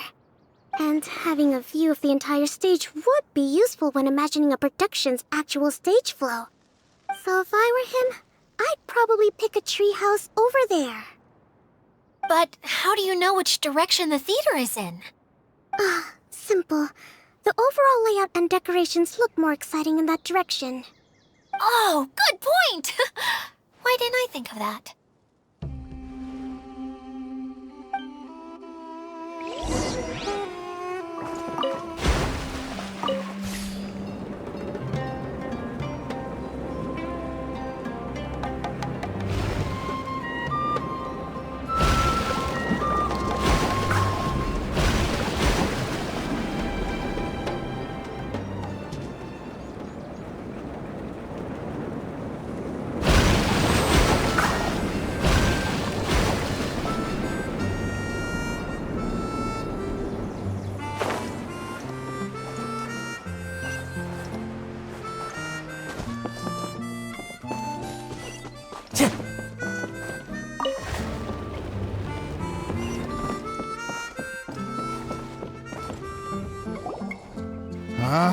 Where did that blasted automation mechanism go?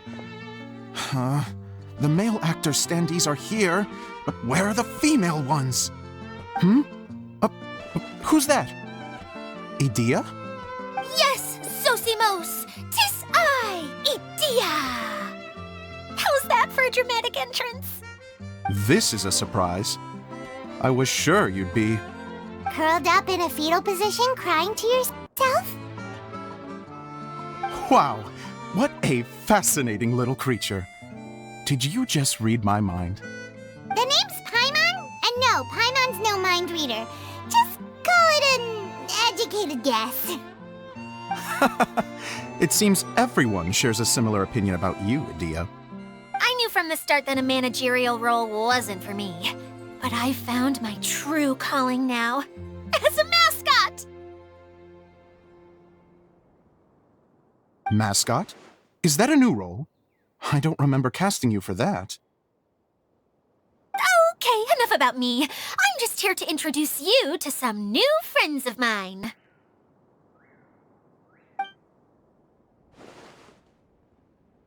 And that's why we came to see you. Well, do you have the component that fell out of the central hub? I do. However, I'm afraid the incident has caused many malfunctions with the stage mechanisms, and I can no longer put on any performances. Okay, so you're holding the component ransom till we help you fix the mechanisms, huh? No, till we fix the stage, surely. I'd have thought he wants us to make some more props, no? Given that some of the standees are missing. Or maybe the component is broken and we need to fix it. You're all forgetting that the majority of his work involves writing scripts. Oh, What has gotten into you all?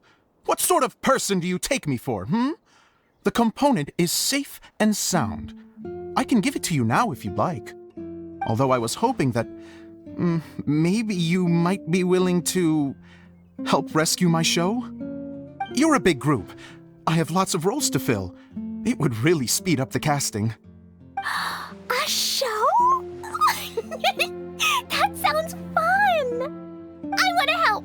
Can we? Also, truth be told, I've hit a bit of a roadblock in my script and was just thinking about how to move the story forward. And then you all showed up. Suddenly, I got my muse back. I don't know how to explain it, but something about seeing all of you finally helped me figure out how to continue my script. Huh? You mean that story you've been stuck on forever? Are you serious? You really think you can finish it now? Yes, really. Just give me a little time, and I'll write it all up. In the meantime, I'll leave things to you, Idia. Whoa! And he's off to write the script! Zosimos has always wanted to write an epic story about a thief and a mage.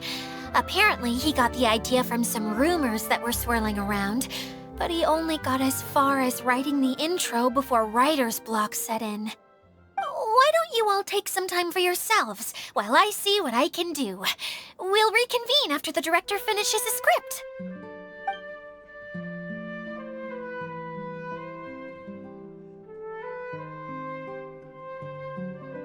A director, my friends, is a storyteller.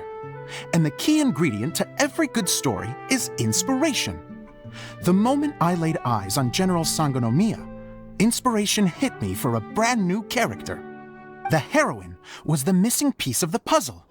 The rest of the story flowed naturally from there, and now it's finished. So please, take a look through your scripts, and we will tell this story together.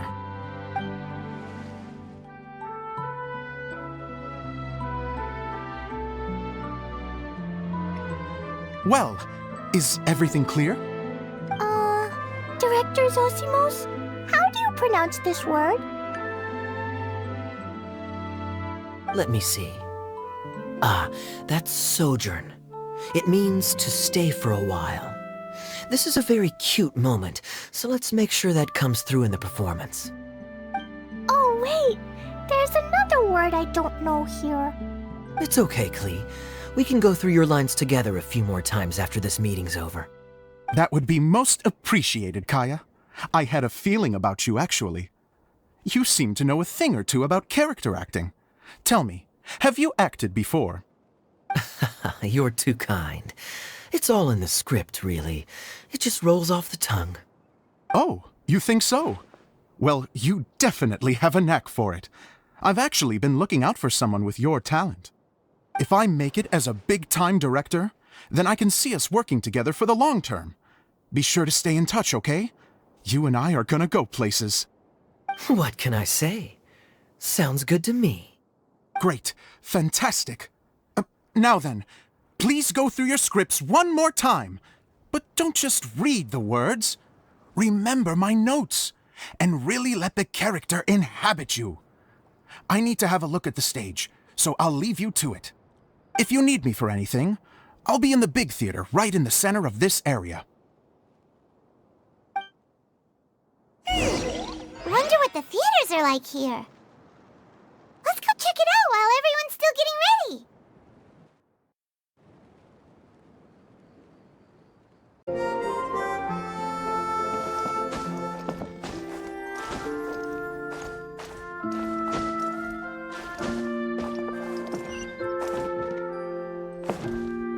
The wind knows me.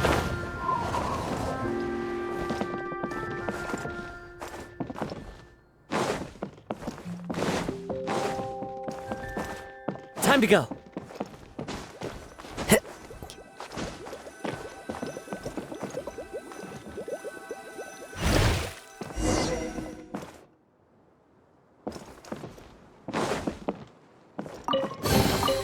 Brings a smile to my face.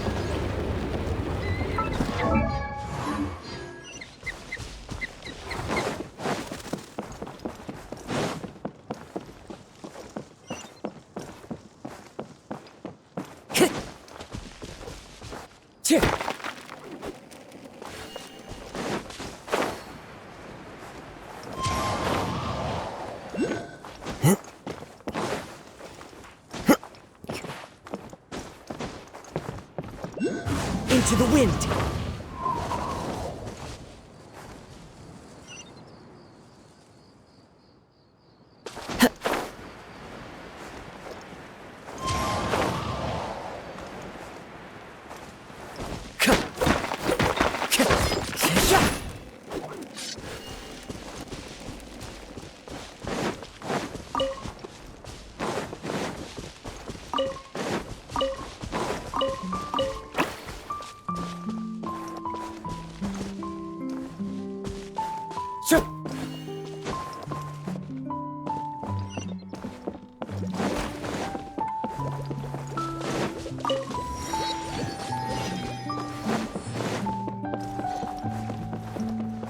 Time to go.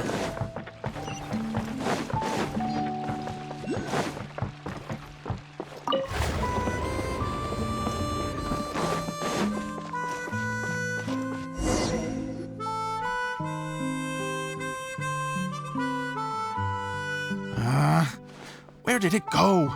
I put it right here. Hey, Zosimos! What you up to? Oh, it's you two. Please, come here. Feast your eyes on this stage. I designed it myself.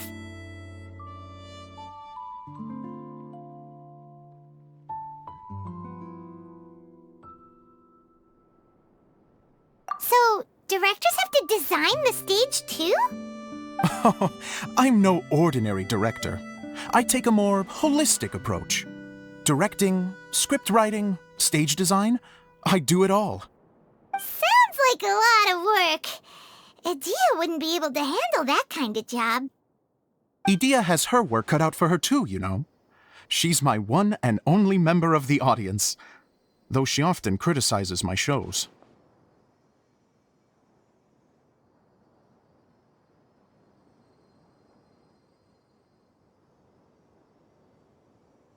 Well, she just says what she thinks. You don't know how to write, or this is getting ridiculous. I think it's because I use preprints in a way that she feels goes against what they're intended for. But even though she's my harshest critic, she's also been my biggest supporter in a lot of ways. I guess you could say she's like my agent. I'm very grateful to her. I've always dreamed of being a director, but I've never had the chance until I came here. So, what did you do before you came here? Like I said, I dreamed. From a young age, every time I came home after a show, I'd go over the story again and again in my mind. Growing up, my biggest aspiration was to be a director.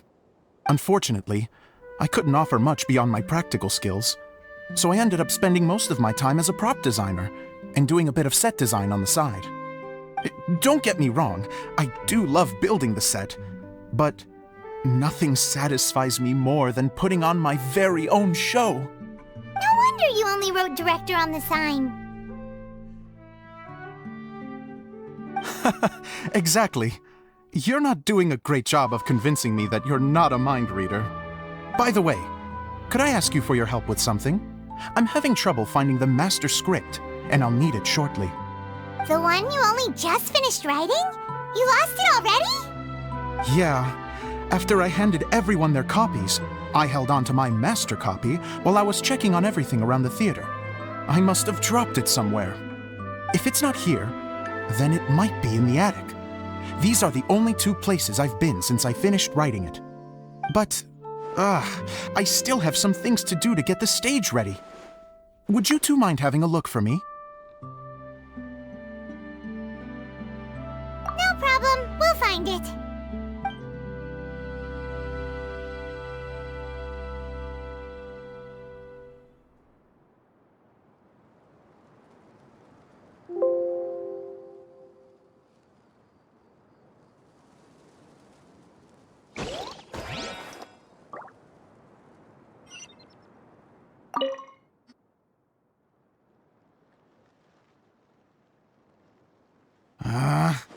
Where did it go?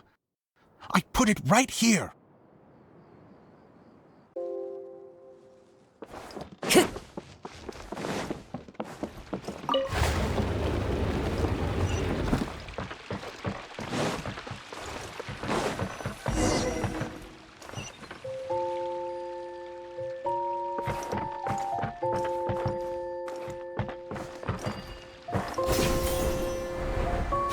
Follow the wind.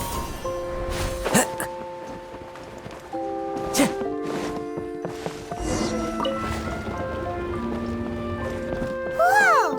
Look at all these books! Now, where's the master script?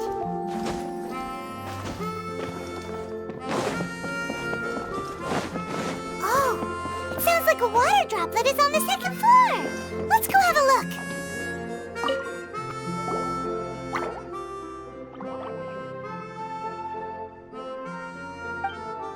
Wow, is a lot of scripts. Looks like the water droplet has been managing them for the director. Most of them look like works in progress. Then it should be the one that's finished. Okay, let's look for the thickest one and then check the ending. This is the only script that fits the bill. Plus, it looks pretty new. This must be the master script. Let's go give it to Director Zosimos.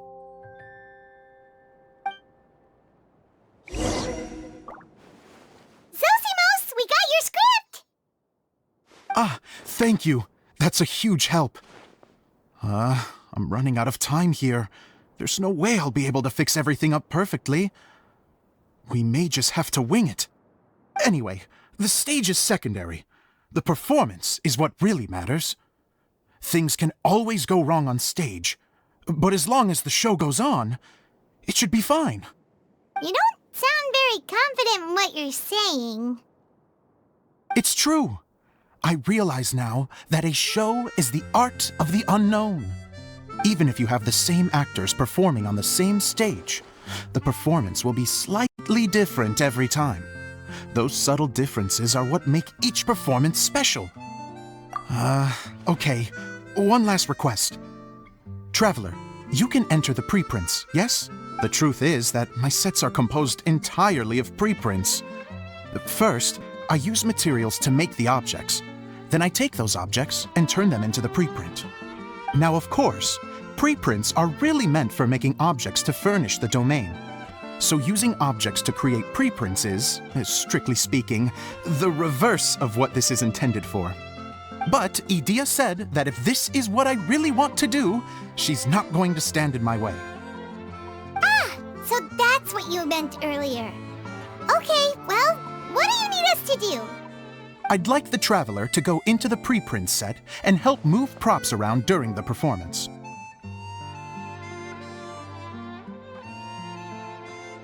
The reason is, Oh, Paimon gets it now. If you're busy directing, moving the props, and operating all the mechanisms, you never get the chance to watch the show. Yes, I know that I'm no master playwright, but still. Even if it really is a half-baked script, with shoddy writing and moments of sheer ridiculousness, I'd still like to see it for myself. Just once. Hard to turn a guy down after a speech like that. Thank you. Genuinely, I'm so grateful.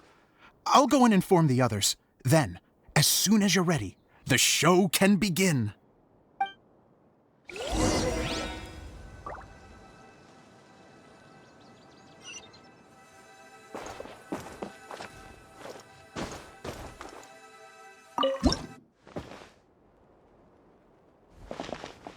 Long, long ago, there was a great thief.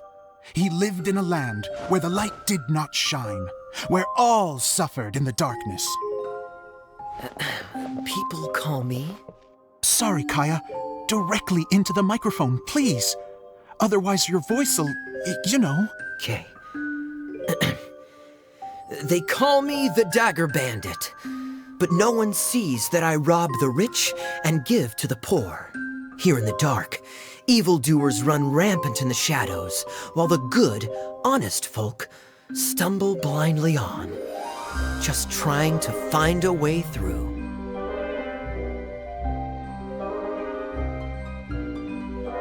As the bandit brooded, suddenly the world was inexplicably changed as a single star appeared on the horizon and flew across the sky. Traveler, stomp on that movement mechanism in front of you.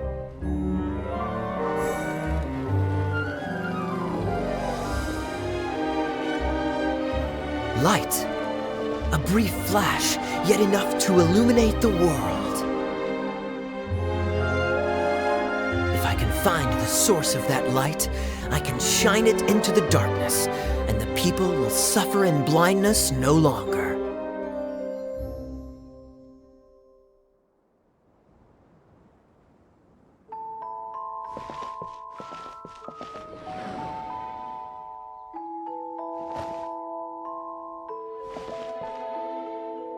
Without a moment to spare, he set off to follow the star's course. All the while, the star kept moving through the sky.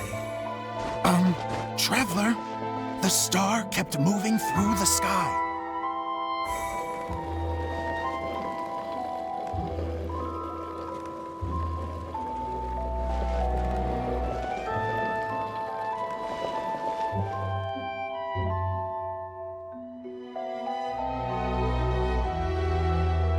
Looks like I have to go through the desert.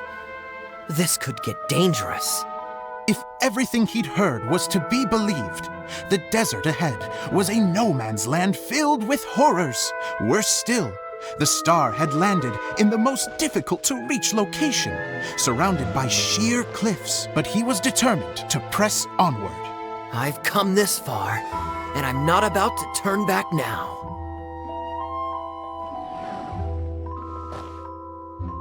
The Dagger Bandit trekked deep into the desert wasteland. Yet when he finally arrived at his destination, he found not a fallen star, but a young girl, dressed in white. How strange. I'm positive this is where the star landed. Young lady, do you know where the light has gone?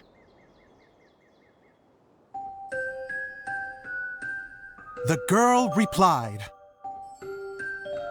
Traveler from afar, the light you seek is only a bottled flame. But the flame has now died, and its light is long gone. A bottled flame? Yes, it was a gift from another.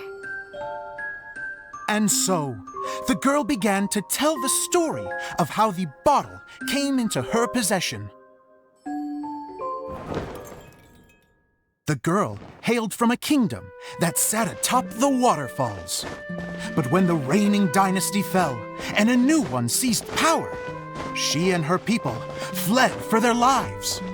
A thick fog began to fill the air as she made her way through the forest, and dense thickets tried to block her path. There is a mechanism down there that you can press to retract the thicket board below the stage.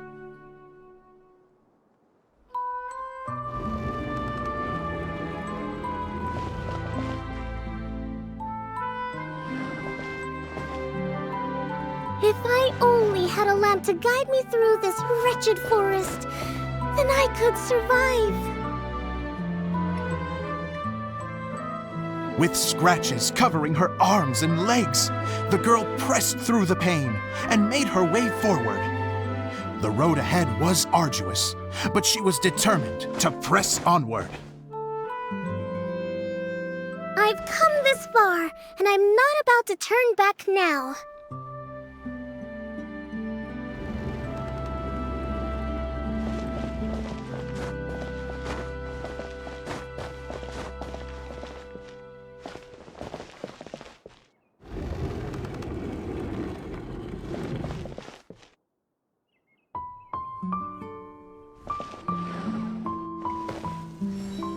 But just as she was drawing near her destination, a huge stretch of thorns and brambles suddenly came into view.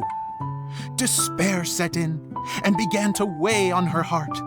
If only someone could help me, I would give anything in return. The girl's heartfelt wish in her moment of desperation did not go unheard. Wait! There's no mechanism for the final thicket! I must have forgotten to check those boards. According to the story, those thickets should be gone from the stage now, right? Yes, total oversight on my part. What a pain. I can help! Traveler! Catch!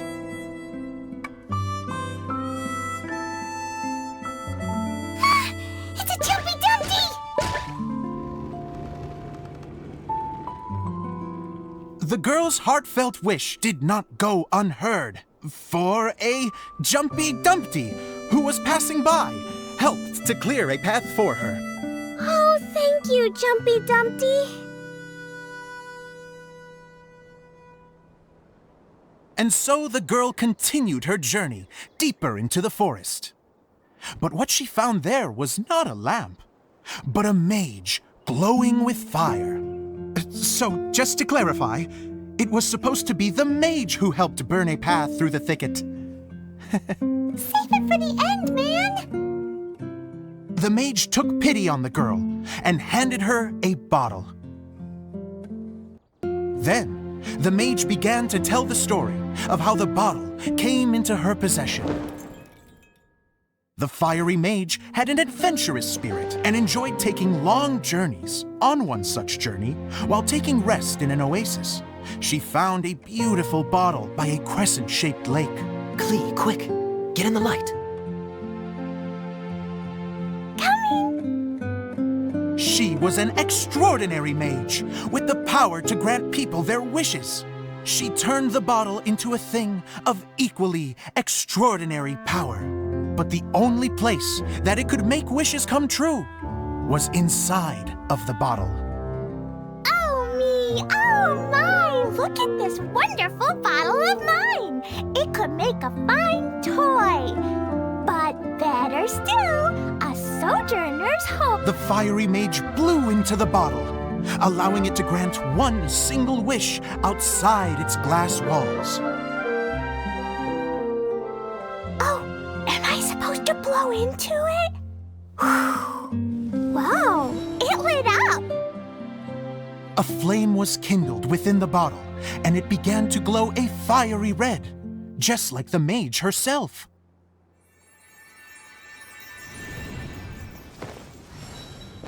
After the mage finished telling her story, she disappeared, leaving only the bottle behind. A magic bottle that can grant wishes. And I wish to leave this place and go somewhere where no one will ever find me again. And then, the bottle seemed to softly inquire.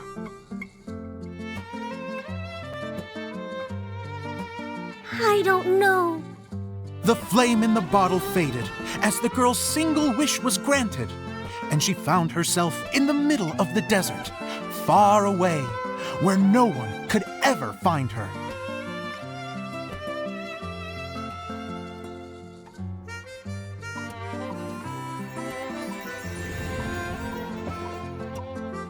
When the dagger bandit listened to her story, he sighed in disappointment that the flame with the power to grant wishes outside of the bottle had already died. But this doesn't make sense. If it truly granted my wish, then nobody should have been able to find me here. Maybe they shouldn't. The desert is difficult and dangerous to navigate, but I was determined to make it, no matter what. Then take this bottle with you for your trouble. It may be able to grant you your wish, though sadly, only within the confines of the bottle itself. All I wish for is light. Honoring the bandit's request, the girl wished for light inside the bottle, and sure enough, it lit up. They found that while the light was only generated within, it could nonetheless shine through the glass and reach anywhere in the outside world. Even though it doesn't burn as brilliantly as the light that shone before, this is still an extraordinary light. What will you do after I take the bottle?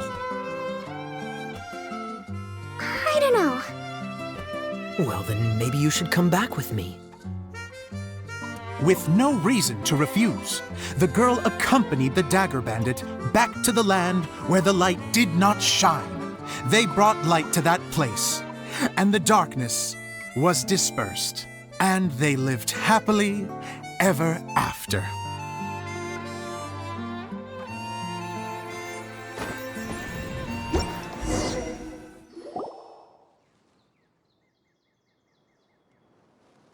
And we're done! Seems the show went pretty well.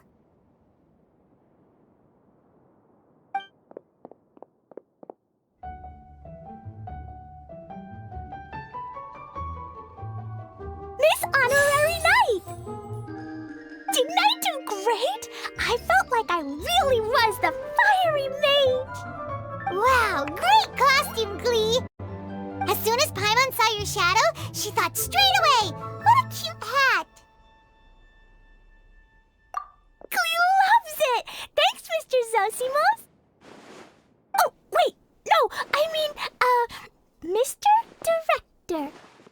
Mr. Director?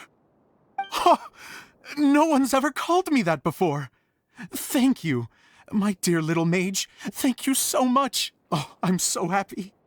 Miss Adia said that she tailored it a little bit so it would fit me, but you were the one who designed and made it. You're amazing. Yeah, that's amazing! And it sounds like Adia did a great job too! It was nothing really. Just one of those, oh no, whatever shall I wear to the ball moments. Sewing comes in handy at times like that. Sewing is an art in its own right. You're more talented than you give yourself credit for, Idia. Really? Oh, I'm just gonna go for a second. Please, chat amongst yourselves. She gets embarrassed so easily. She really can't handle being in the spotlight.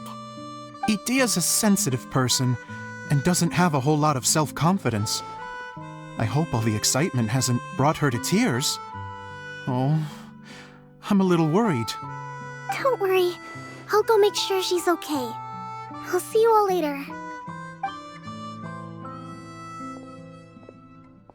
So, what did you all think of the play? Any thoughts? Huh? Uh-oh. Time to get serious.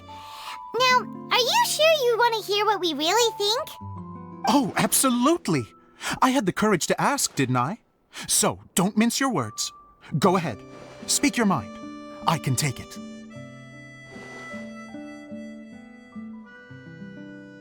Okay, Paimon will go first. So, the dialogue at the beginning was pretty good, but it ran out of steam as the story went on. Paimon could tell that you ran out of inspiration somewhere along the way. The characters were honestly a little bit ridiculous. Paimon didn't get what you were trying to do. The moment anyone started to show any kind of substance, suddenly the scene was over. Yes, all very good points, Paimon. I would add that in its attempt to pay tribute to the series 1,000 Nights, all semblance of a coherent was sacrificed. Plus, I do have to penalize you for the issues with the props. Miss Adia, what are you doing back here?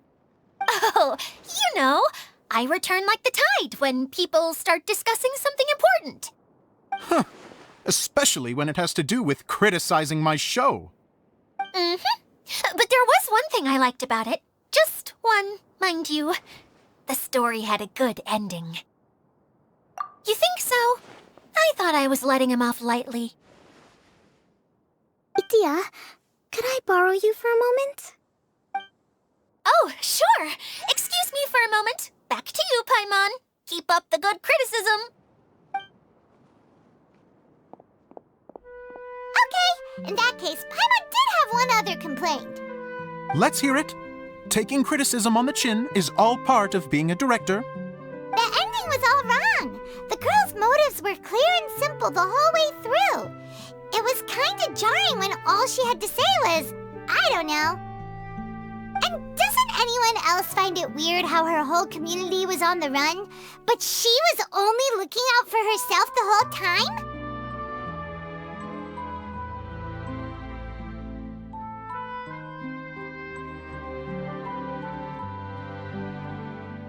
I'm fine.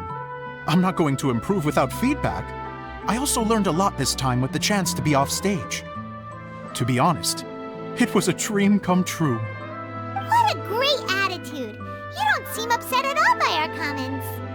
I wouldn't say I'm completely unaffected, but you're only speaking the truth. They're all very valid points. Still, now that Paimon thinks about it, you did finish the script in a bit of a rush. Maybe we were being a little too hard on you. That's perfectly fine. Nothing is as important to me as my work on the stage. We all use our imaginations when we're kids, right? I used to play with dolls and my own cardboard cutouts by the light of an oil lamp. The shadows would come to life and dance on the walls. I never got tired of it. Fast forward to now, and in many ways, I'm still that same little kid, lying on his bed, making sound effects. And I get the same joy from running a show now as I did in my little bedroom theater. Of course, a director can accomplish nothing without a cast and crew. So on that note, I want you to all know that I am eternally grateful to each and every one of you. Hey, don't mention it! We had a blast! Okay, here, take this. Your component, as promised. It's the bottle from the show! The one that lit up when I blew into it. That's right. Can you guess the secret behind why it lights up? Oh, maybe there's an invisible fairy inside that opens its eyes when you blow into it. Bingo! You guessed it. That should do the trick. Oh, wait, this needs tightening up a little. Hold on, this will only take a second.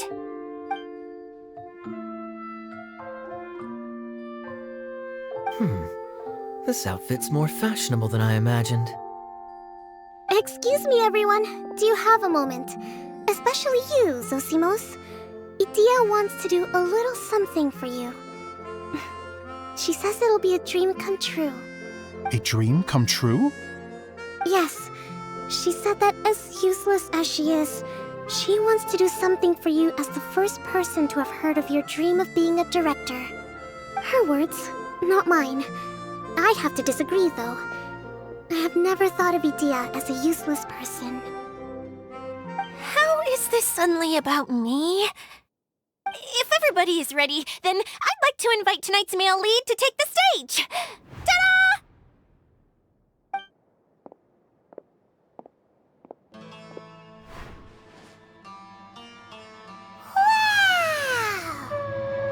Cool! Kaya's turned into the real Dagger Bandit! How is me changing outfits supposed to make the director's day? It's just a prototype costume. Is he that easy to please? Don't be silly. If I know our director, nothing will make him happier than to see his ideas brought to life by the right actor. Well, then I'm happy to oblige. Who am I to argue with the star of the show? Zosimos drew up countless designs and made a few prototypes before landing on this one. It just needed some tailoring to fit properly, so I made a few stitches here and there. I hope the result isn't a disappointment.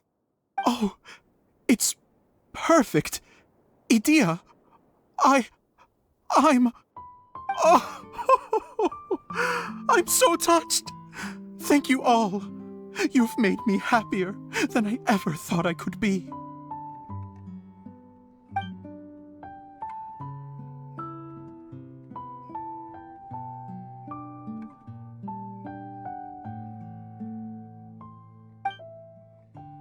How are you doing? Recovered?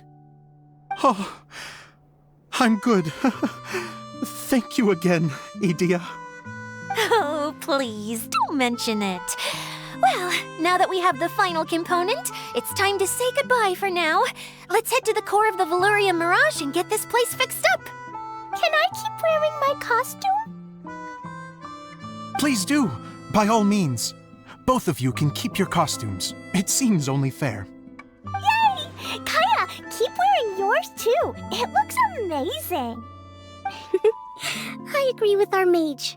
I'm sure it's not every day you get to play such an unforgettable character. Sure.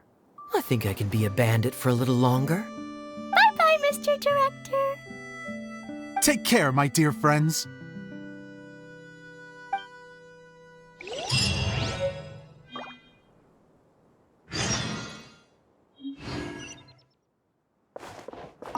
You're going to attempt to repair the core now, right? I hope it goes smoothly. I feel so honored to have met you all. You were a wonderful cast. Thank you once again. I'm so grateful for everything you have done for me.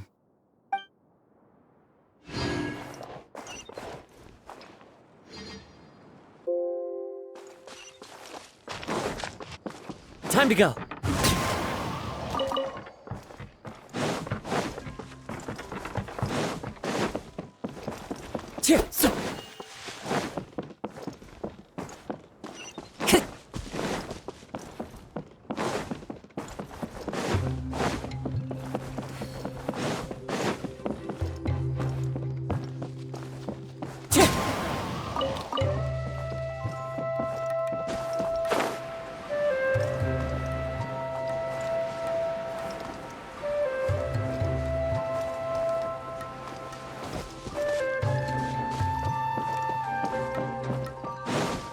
follow the wind.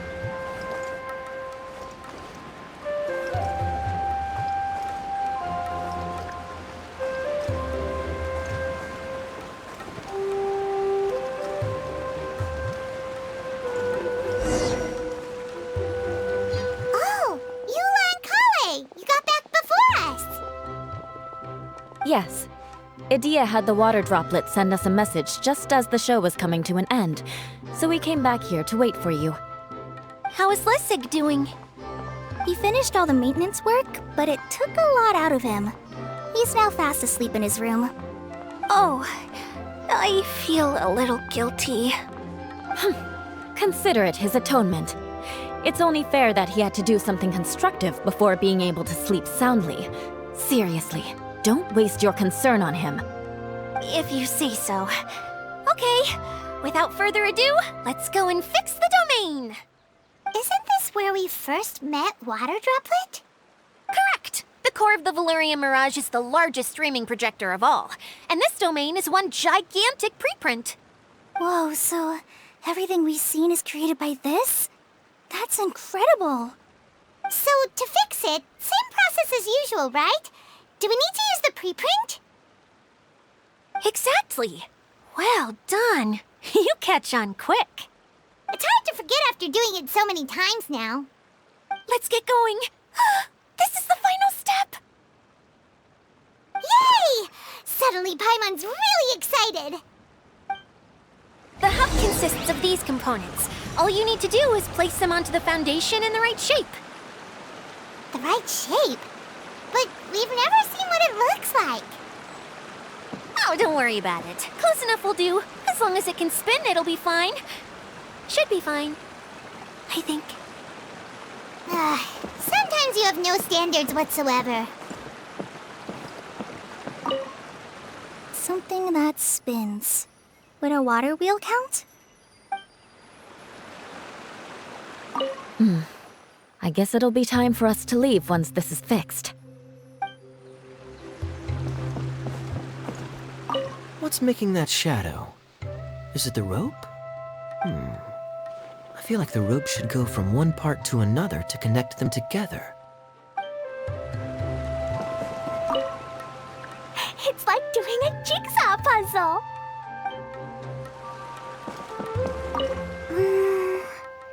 If I remember correctly, I think there's supposed to be a small cog on the right-hand side.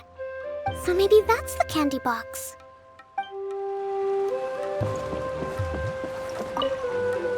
Wait, this is Zosimos' bottle lamp. Try sticking it in somewhere where there's a gap. And maybe on the right.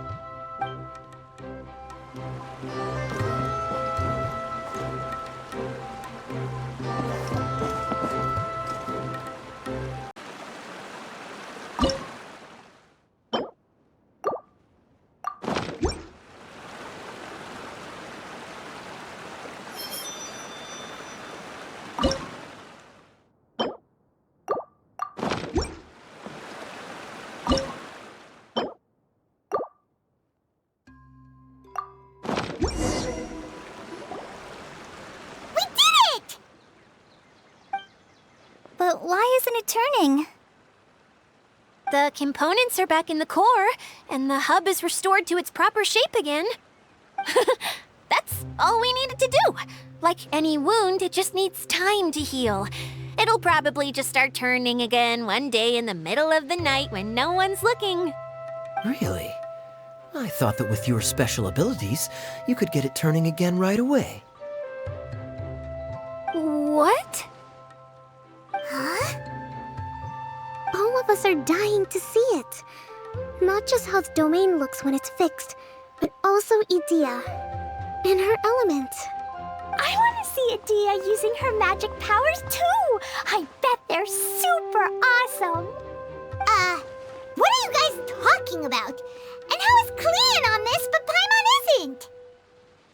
They're referring to our mascot's true form. As I've said all along, there's much more to Idea than she gives herself credit for. She has a very special power. Though, I think some of us have sensed that already. Did you notice right away, General?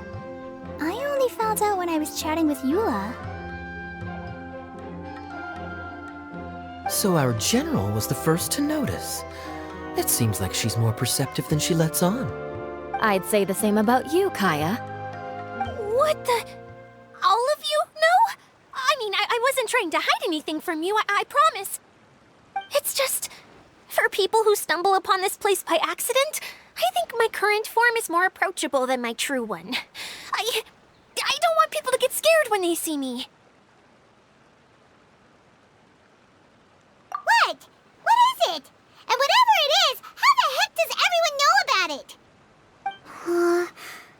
Well, for one thing, I sensed elemental energy in the residents here, but none of them have visions. Then my mind started to wander as I was reading a storybook, and suddenly, I had a thought.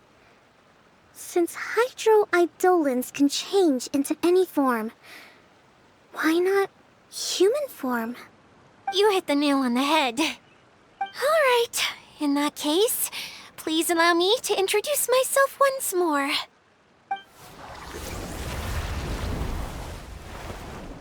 I am an Oceanid who was exiled here when the former Hydro Archon passed away.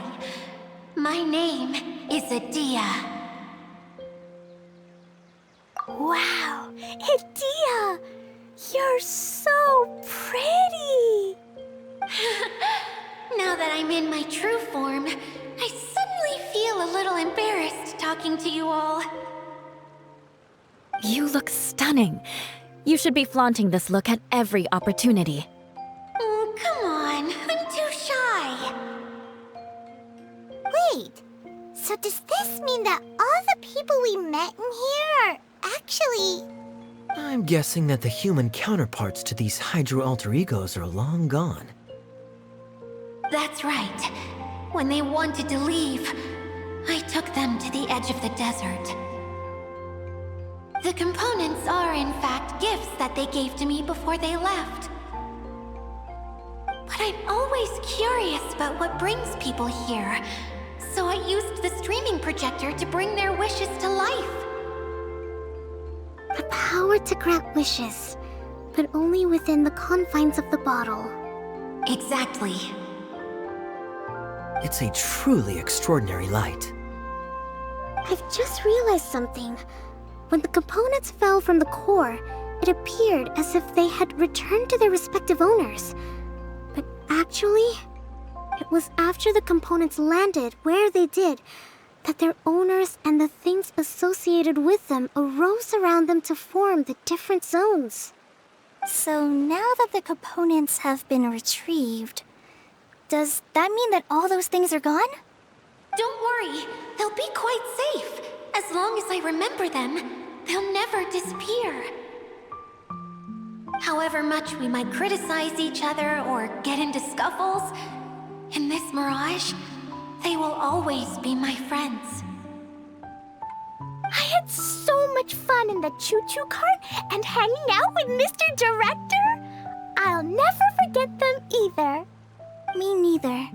I'll always remember my adventures in this fantasy land. Very good. But it's probably time I set this wheel in motion. This one's all yours, Adia, our magical mascot. Please work!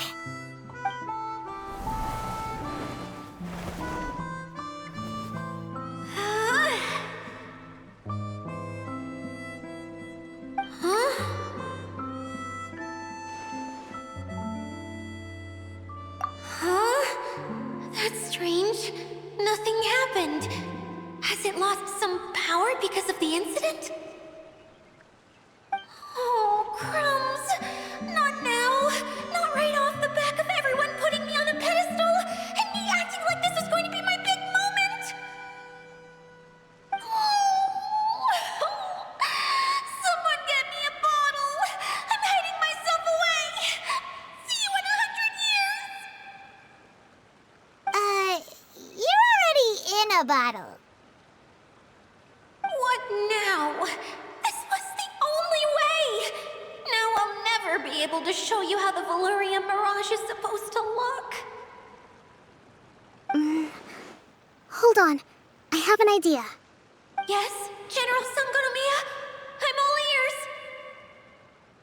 If it's okay with you, would you let me borrow the Shinro casket from the domain's core? Ah, the Shinro casket. That sounds familiar. 1 second. Here! Is this it? Wow! A huge shell! It's the relic that Kokomi mentioned earlier! So this is where it's been hiding! It was once a ritual vessel used for making offerings in the Moon Shrine. It's made from the remains of a yokai called the Shinkiro, and it can listen to the wishes of those who come to pray to build up Shinki, which gives it its power. Several centuries ago, the relic was lost when the last prefect of Yashiori died in battle. Its final resting place was unknown. The pearl that goes with it should be able to sense the casket's location. But when, unbeknownst to anyone at the time, the casket disappeared inside the core of the Valyrian Mirage, the pearl's light died out. Huh? How come? Well, imagine it was a sound instead of light. If the room is too big, you can't hear anything from outside the door, can you? Oh, I get it now. The shell must have been having too much fun one day and got locked in the solitary confinement room. I understand now, too. The core has been wearing out recently. That's why you were able to follow the pearl all the way here.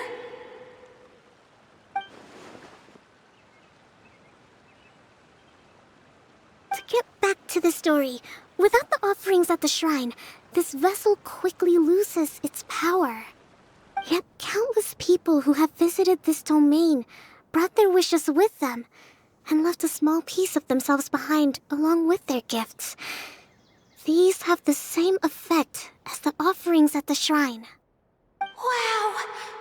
I never knew this thing was so powerful. It is. Powerful enough to help you repair the Valyrian Mirage with any luck. But what do I do with it?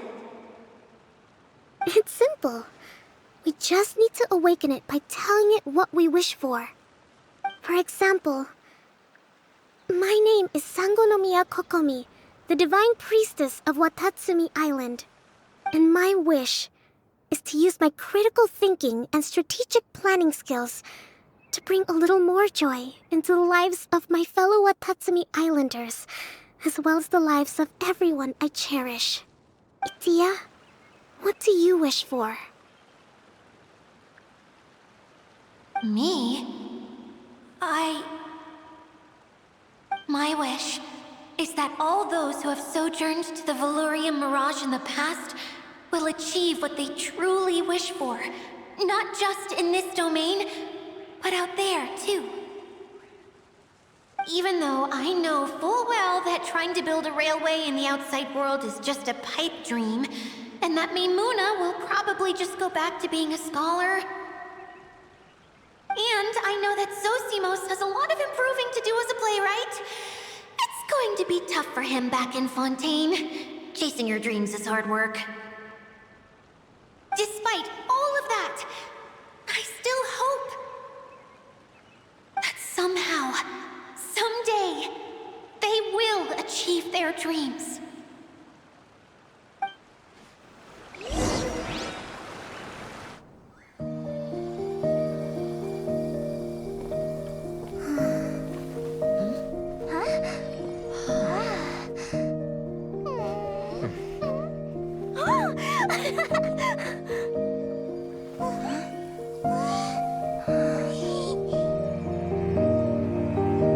Okay, the combined power of our hopes and dreams is at your disposal.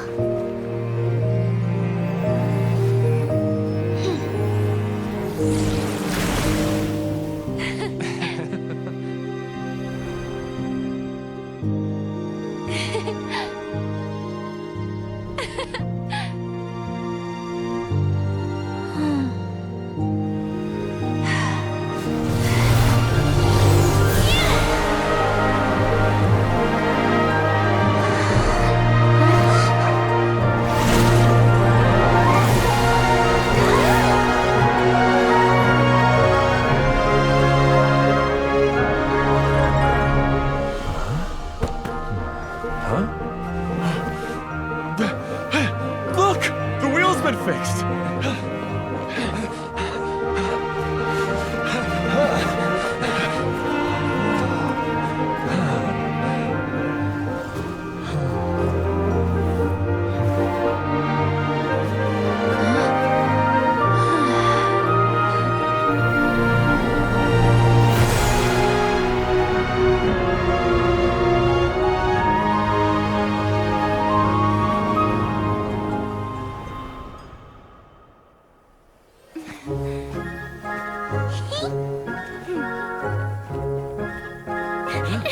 Come on, hurry!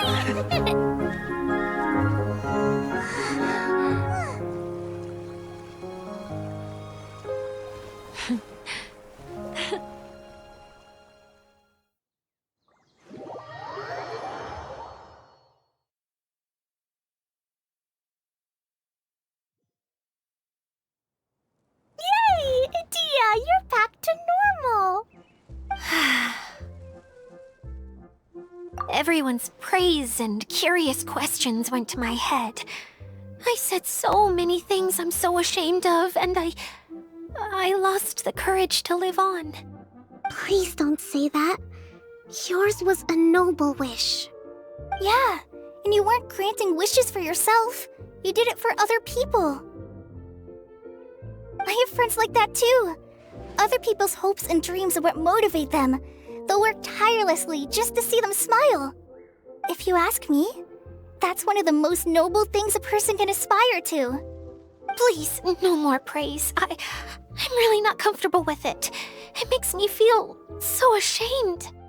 Someone like me doesn't deserve so many people's praise. It's like I'm dreaming.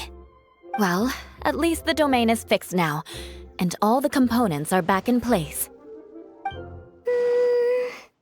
What's the matter, Klee?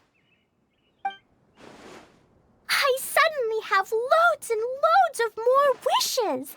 I want to ride the choo-choo cart again and look down from up on top of the big wheel. Is there a way to get up on top of the wheel, Dia? There is a way, but there's only space for a very few people. That's okay. I can go up by myself. But it'd be more fun with Miss Honorary Knight. Are we sure about this? It's so high. What happens if we fall off? Well, yeah, but Paimon's just worried for you. Don't worry, I'll be there to make sure no one falls off. I haven't been up there in a long time myself.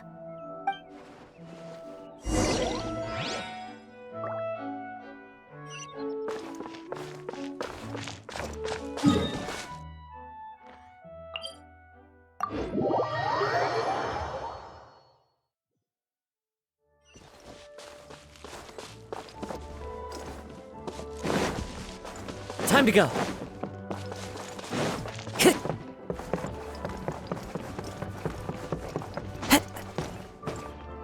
Time to go.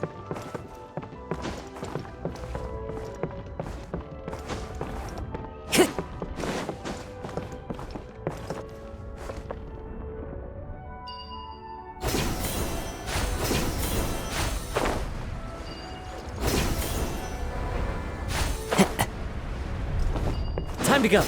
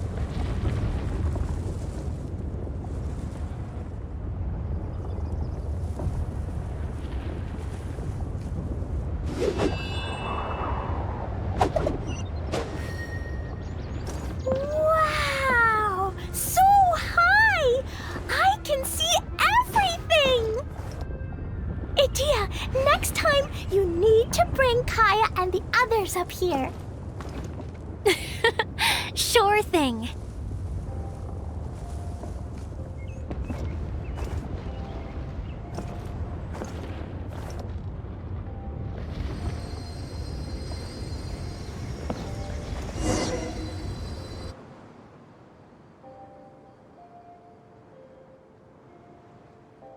Whenever people have to leave this domain, I like to come up here and spend some time alone after I've seen them out.